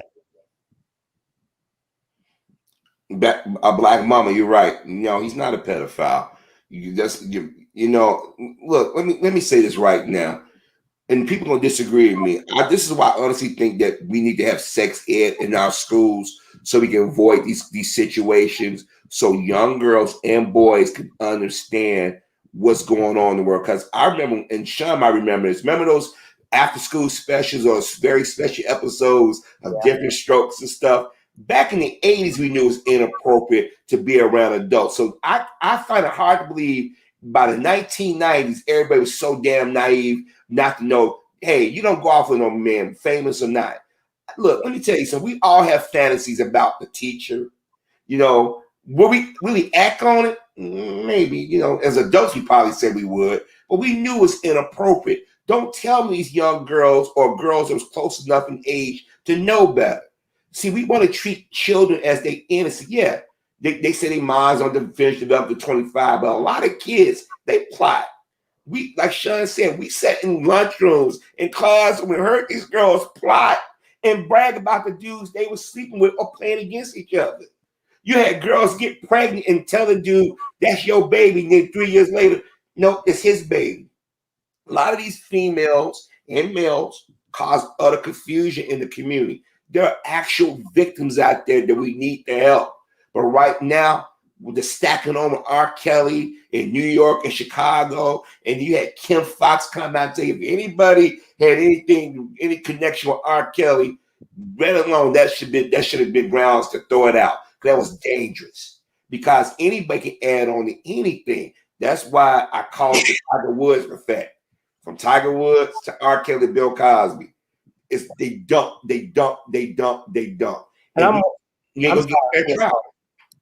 I'm wondering too, because remember Harvey, his lawyers even said he was broke. How is he getting legal counsel? Because his original lawyer, Ryan Greensburg, he actually withdrew from the case. Yeah. And I don't know how that happened, but he said he doesn't own the rights to even I Believe I Can Fly. I told you guys with regards to music royalties, a lot of people don't know, even songwriters in the UK, that they actually are working as Uber drivers and Lyft drivers because the record companies are withholding their monies. So I don't know if they all knew R. Kelly was doing this and didn't say anything and just decided we're going to come for you, or they decide, or this was just something, we're going to dream this up, let's do this piece, and then it started like that. But here's what I know. Whatever it is, a parent, if I knew that my daughter or somebody like this was being harmed in any way, shape, or form, we ain't got to wait for court. Thank you. I can't, as a lawyer, encourage violence, but let me say that over. It's a hypothetical because I don't have children, but hypothetically speaking, I would not be waiting for court if I thought anybody did something to my child, and there would be probably discreet ways I can handle it. And when I die, if I have to answer to God for it, hypothetically, I guess I would have to. But I can't. But, this whole thing is it just seems odd that they're trying all of this stuff. You got them in different states. Yes, this stuff can happen. I mean, Darren Sharper, who was the safety for the Saints when we went to the Super Bowl, he got convicted for rape and sexual assault in different states. But what happened was, not only did those women come forward immediately, there was someone who turned state's evidence, a co-defendant, that testified against Darren Sharper. And that's how that started. But R. Kelly is not Darren Sharper. And Darren Sharper, I should say, is not R. Kelly. R. Kelly is a bigger fish. And,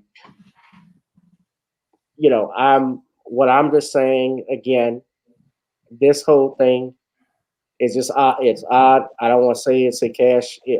All of it is a cash grab, but I do think they have some hangers on who are trying to use this situation to get compensated. Some of them are supposedly. Supposedly, it looks that way with some of them. I can't say who, but I don't see who holds on to a shirt with a semen stain for that long. That's why I call pulling a Monica Lewinsky. Because she did this, because she was encouraged by Linda Tripp to keep a dress like that. I mean, maybe, I don't know, people are nasty, but why would you hold on to something like that? Like, what, that's something you pull out of a party? Ooh, semen stain. Ooh, look what I did. She was going to set them up somewhere. You know what I mean? Right. I'm sorry, but with Black Mama, make your point, Harvey, but I was going to say, what you're talking about, Black Mama, that's called pedestry. Yeah. And like I say, we need to start talking to our children about sex in an honest, not a graphic, but an honest way, so we wouldn't have these situations. And I say things to these young dudes out here: don't let your little head control you, because you'll wind up paying for it later. Because it doesn't take much to accuse a black man of a sex crime. That's how they destroy us. Right. It is statutory rape. Pederasty is that involved when a younger boy was involved with an older man. The Greeks used to do that.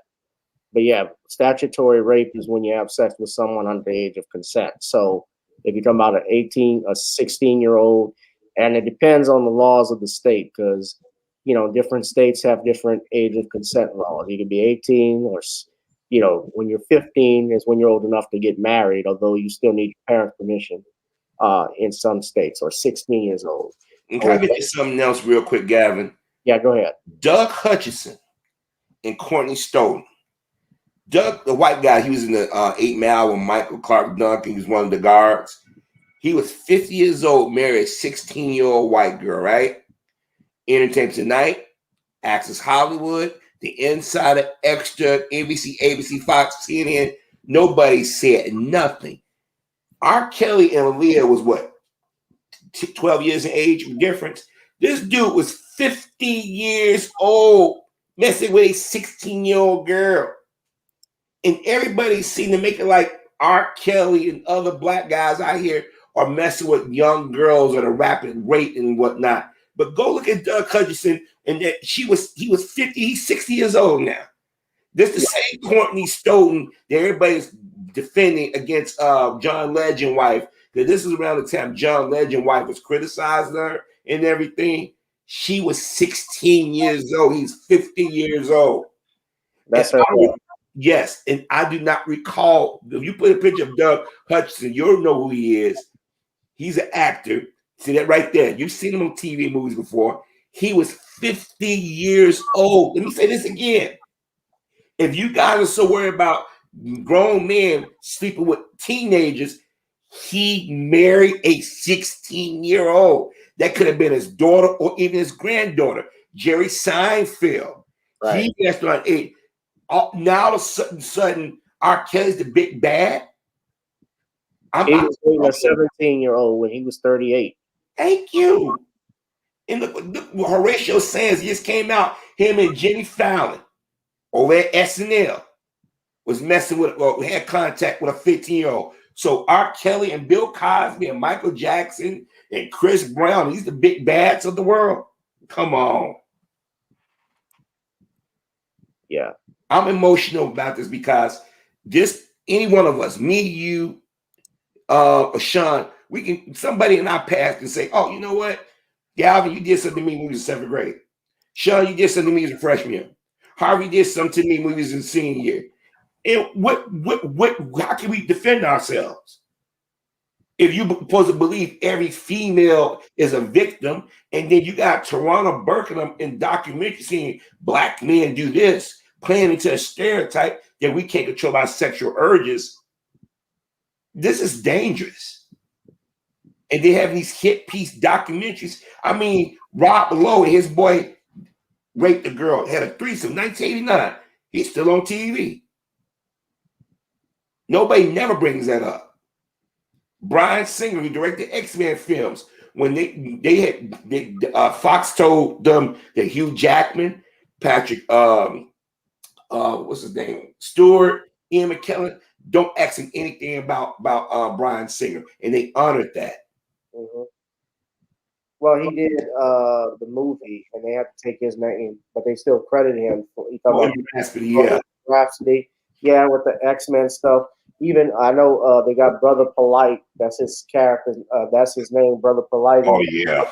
On some statutory rape charges in Miami, Florida, and that's another thing I gotta watch. And it's still alleged, but I'm careful about who I follow on YouTube and who call himself brother or father or whatever y'all want to follow, because they're not all of them are righteous. So be mindful of who y'all follow. But I'm not saying anything that.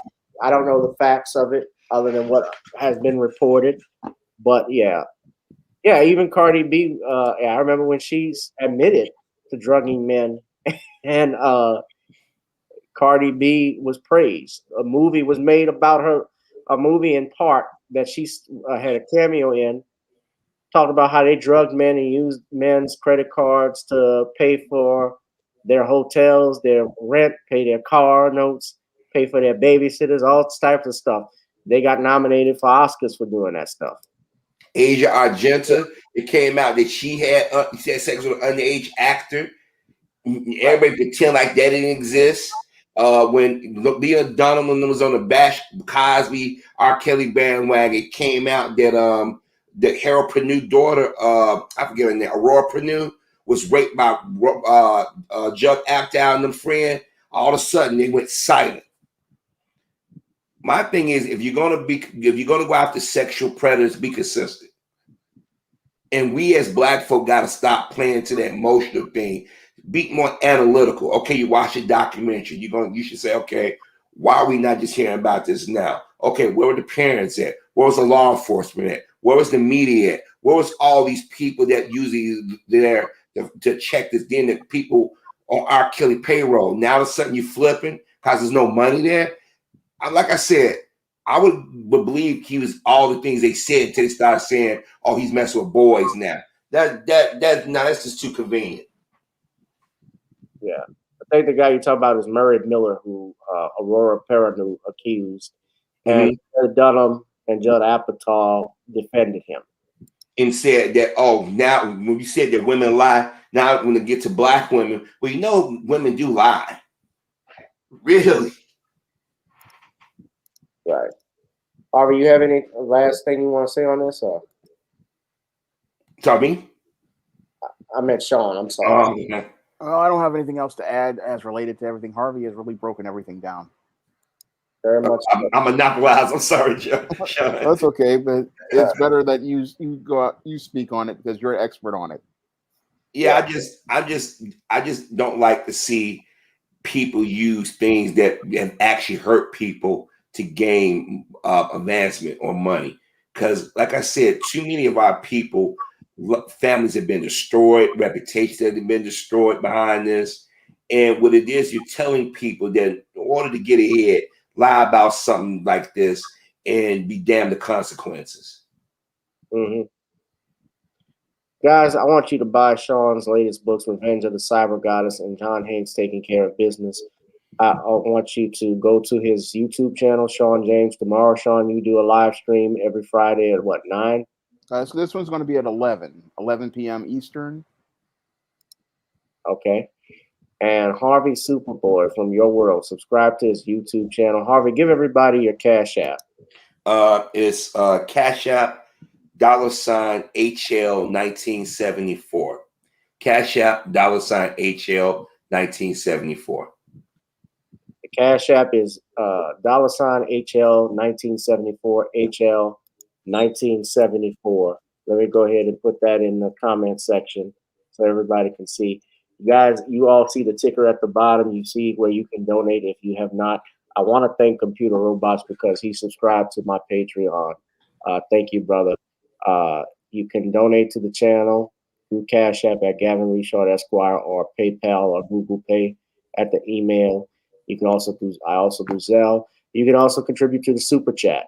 That's one way to do something with YouTube, but it's best if you like to donate, drop something at the Cash App. Shout out to everyone that has contributed in some way, shape, or form, especially Black Mama, because she's always on it. So I'm glad that you're here, Black Mama, and no, you're not rough. She knows what I'm talking about.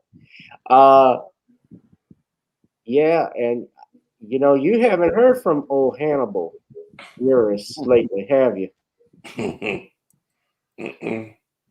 He, I'm going to say this. He actually has come down to New Orleans and done some comedy shows. Not recently that I know of, but different people. He had and would stop by at different venues down here and do his shows. I've never seen him. Probably never will. But I wonder how he feels if they've asked him, because they didn't even ask him about him being released. But my understanding from what our brother, Bill Cosby's publicist, Andrew Wyatt, has stated that he said Buress was paid money allegedly to make that joke by the gentleman from who owned Philly Magazine, Bob Hubert, or something like that. And like I said, it was hella interesting that they had a video camera right there at the exact moment he made the joke. You never saw the whole set. Now, people don't understand that. As comedians, let me say this: comedians may have a set list that we go through that when we want to do our jokes and stuff. However, it's not always going to be in that order because it depends how you feel. You may flow for a little bit in improv too. I thought it was hella interesting when he's talking about Bill Cosby that whoever was holding that camera had it on there at that moment. The next day, it went viral. Right. That early morning, I'm like, I've never seen comedians move that fast in my life.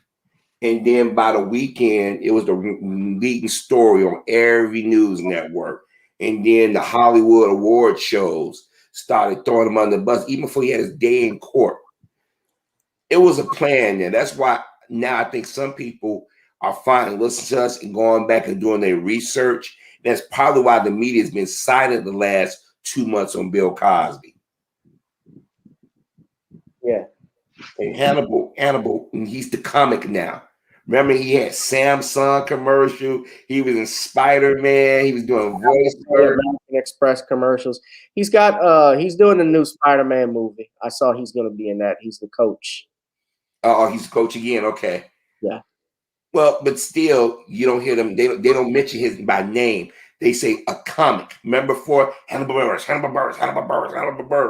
And you know who was the first movies he were in? You know who the producer of that was, huh? Judd Apatow. Yeah. Judd Apatow was the one that, if you read an article, I have them online. They're on the Bill Cosby is Innocent website. You can go look at it. Supposedly, he was helping Hannibal with that joke. Yep. Supposedly. But he certainly helped him get exposure and certainly put him in his movies after that. And a lot of those comics that was on the bandwagon of bashing Bill Cosby, you know, if their careers haven't went anywhere. No, they haven't. They were useful idiots. I hope it was worth it. Yep. Once white supremacy uses a toy, it usually either throws it away or it breaks it. So that's what's happened to these guys. Exactly. Black Hollywood doesn't exist, guys. It's a den full of cowards. If it did, like Judge Joe Brown said, there is no Black Hollywood. You got black actors, but no unified front. So we got to change all of that. We're going to start. I want to look at, then this is something Bill Cosby, I think, should do even with his money is, and brother Ron Hurd of We All Be News talked about this.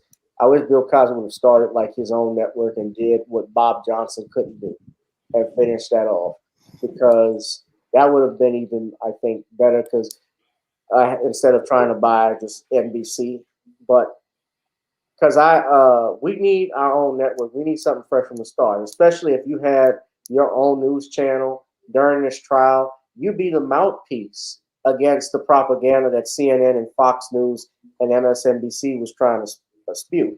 You be that mouthpiece. You know, forget what ABC, CBC, CBS, and all these other networks were doing with it. If you have your own network, you think about this, your own news anchors and broadcasters under your control, they would be able to spout and say everything in your defense and give an unbiased view. News media needs to be unbiased in its presentation.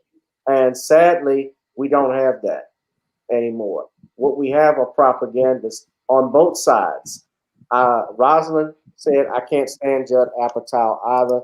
I don't really watch his movies anymore. If you look at them, they're boring and they're full of shit. I don't watch some of the movies he produced, like Superbad, I thought were funny. Superbad I enjoyed. But even like 40-Year-Old Virgin and Knocked Up, I thought some of that was overrated. I thought those were overrated. But that's me. Nevertheless, Black Mama said he's not funny. Talk about Hannibal Buress. Remember, Judd Apatow's a part of that club, if you know what I mean. Yes, I know. I'm gonna be quiet, but I ain't gonna get that conversation started. Another strike, man. Yeah, I know. I'm visiting your channel. I'm like, that's why I'm shut up. Yeah. But you know, it just, first of all, I want to say I enjoy this evening talking to you gentlemen. I mean, like I said, I wish more of us could do something like this without the sniping and the backbiting with each other. We're not gonna always agree with everything, but at least we're respectful with each other. Right. Most definitely. Yeah. Well, I enjoy having you gentlemen come on. We've been here damn near almost 3 hours. Hot and heavy. And I appreciate all of my viewers who are on here. Thank you from Tyree, from Black Mama. She finally made a show. She made an appearance on the show again. Vulcan, who's always here. I'm always blessed with your presence. Cheryl, Lamiko, Rosalind, a whole Derek Bailey, a whole bunch of people. Butterflies, computer robots. If I forgot anybody, it's my head, not my heart. Maximus Royalty, shout out to you, Queen. No, is that a brother? Might be a brother. Yeah, it got to be a brother. Okay, Maximus. Yeah, excuse me. Shout out to you, King. You three gentlemen should do this often. Have a weekly live stream together. You know what? It might be. I'm thinking of doing another podcast. Probably a true. Probably shouldn't say too much, but I have my podcast on Anchor. I haven't been back on it in a while lately, just because I've been tied up. But I will certainly do more of that. I've actually thought in the process of doing a true crime podcast as well that I'm starting. I won't say too much about what it will be about, but it will be about true crimes in the urban community or in our field. So you might want to look at that. It might be something interesting to do. I always like ways to make new stuff and even get paid doing it if I can. It's hard. It's a hard battle, but it'd be worth it. But yeah, I would welcome doing a live stream every now and then with you guys. It's no problem. So gotta give the people what they want. But gentlemen, thank you all for tuning in, for being here with me. I appreciate it. I'll be looking out for Shawn's live stream tomorrow. And Harvey, I know you got some more videos, but I don't know if I want to. Honestly, you can do a video on the Eyes on the Prize. I don't. If Tyrannosaurus Burke is in it or KRS-2, I don't want to watch. Well, excuse me, Clever Girl or Club Back. Shooter.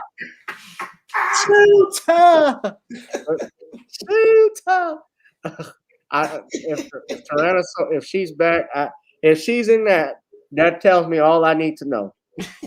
Well, I'm telling you, don't have anything throwable around you. Because when you watch, you're gonna throw something. You're like, I've spent an hour watching this crap, and when it clicks in your head, what you're watching, like, oh man, I know what they're doing.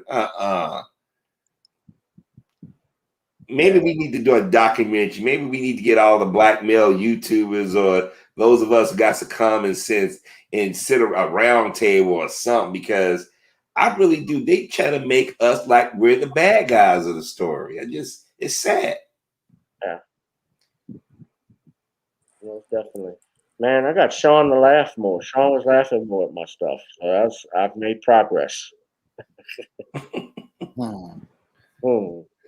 He tries to hold it in from time to time as best he can do that. I know I get him.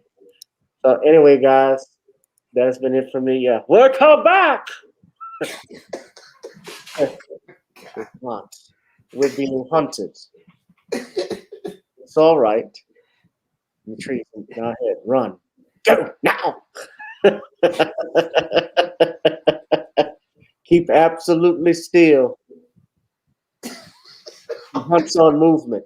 Hunts on movement. Stop that. That might get me a strike too, because they'll say I bullied or whatever. So I don't want to do that.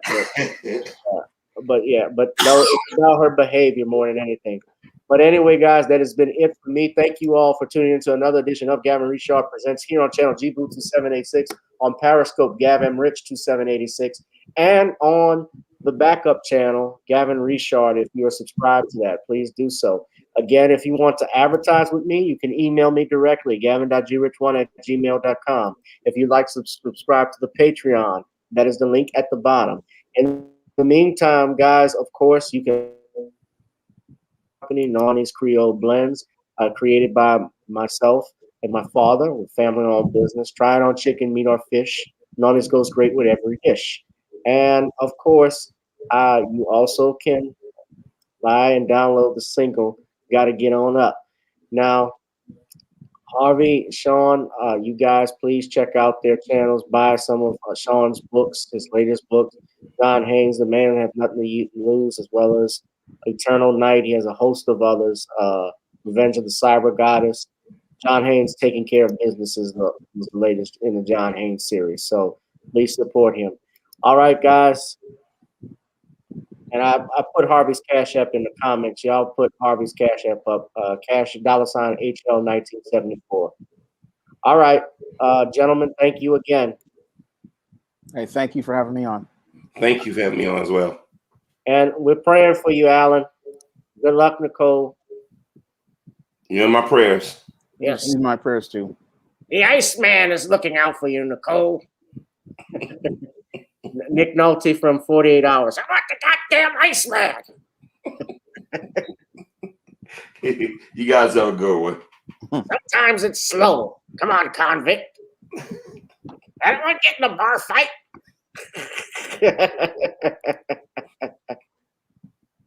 You're a disgrace, man. All right. Good night, guys. All right, good night. Good night. Let's get on up. Girl, come on. Gotta dance to the beat, because on the dance floor is where we'll be. Show me what you got.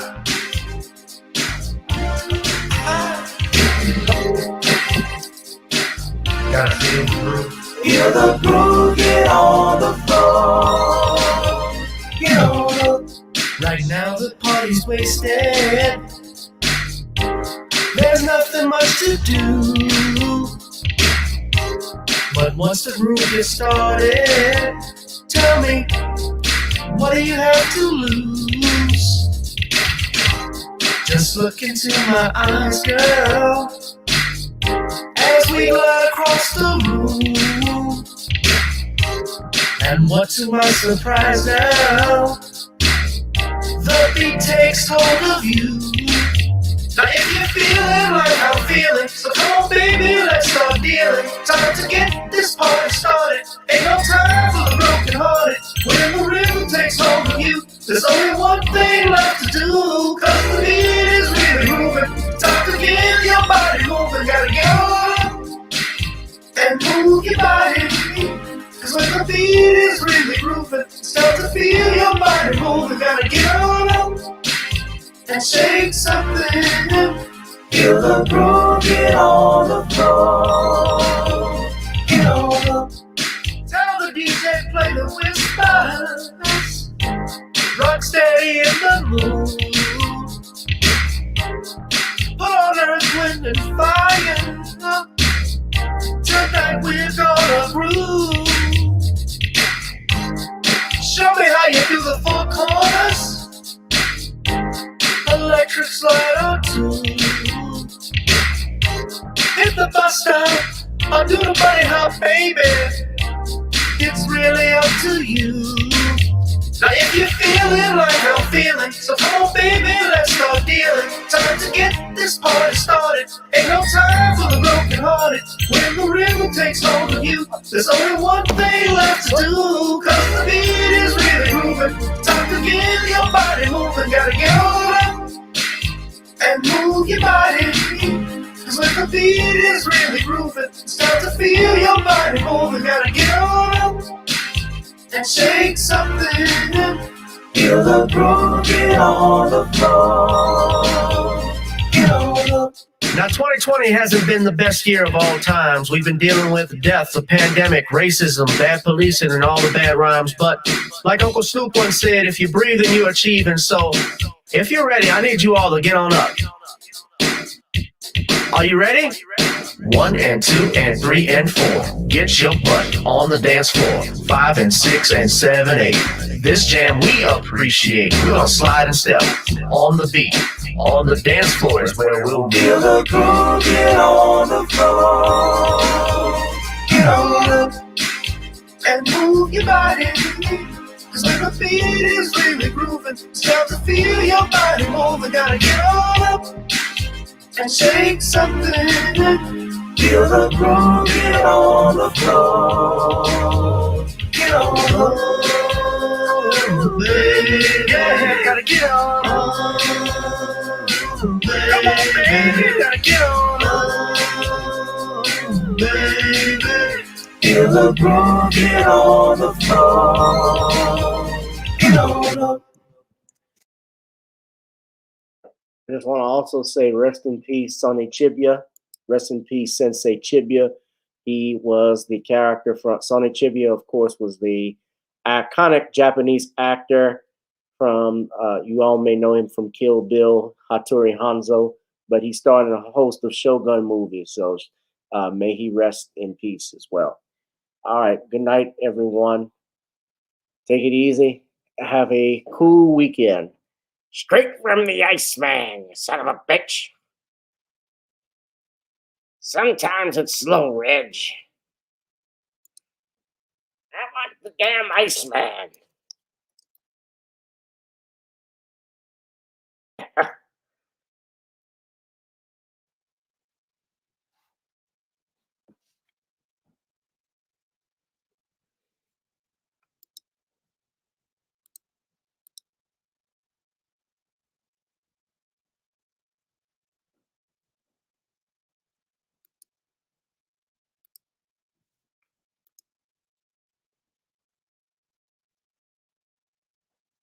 Jack, the Iceman is a cop.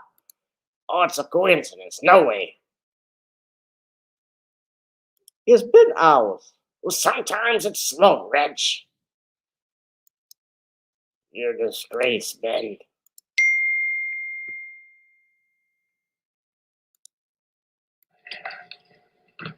Jack, Iceman's a cop. No way. Come on, Jack, put the shit together, man. Jack, think about it. You call for Price's address, the Iceman shows up there first. It's a coincidence. Bad luck.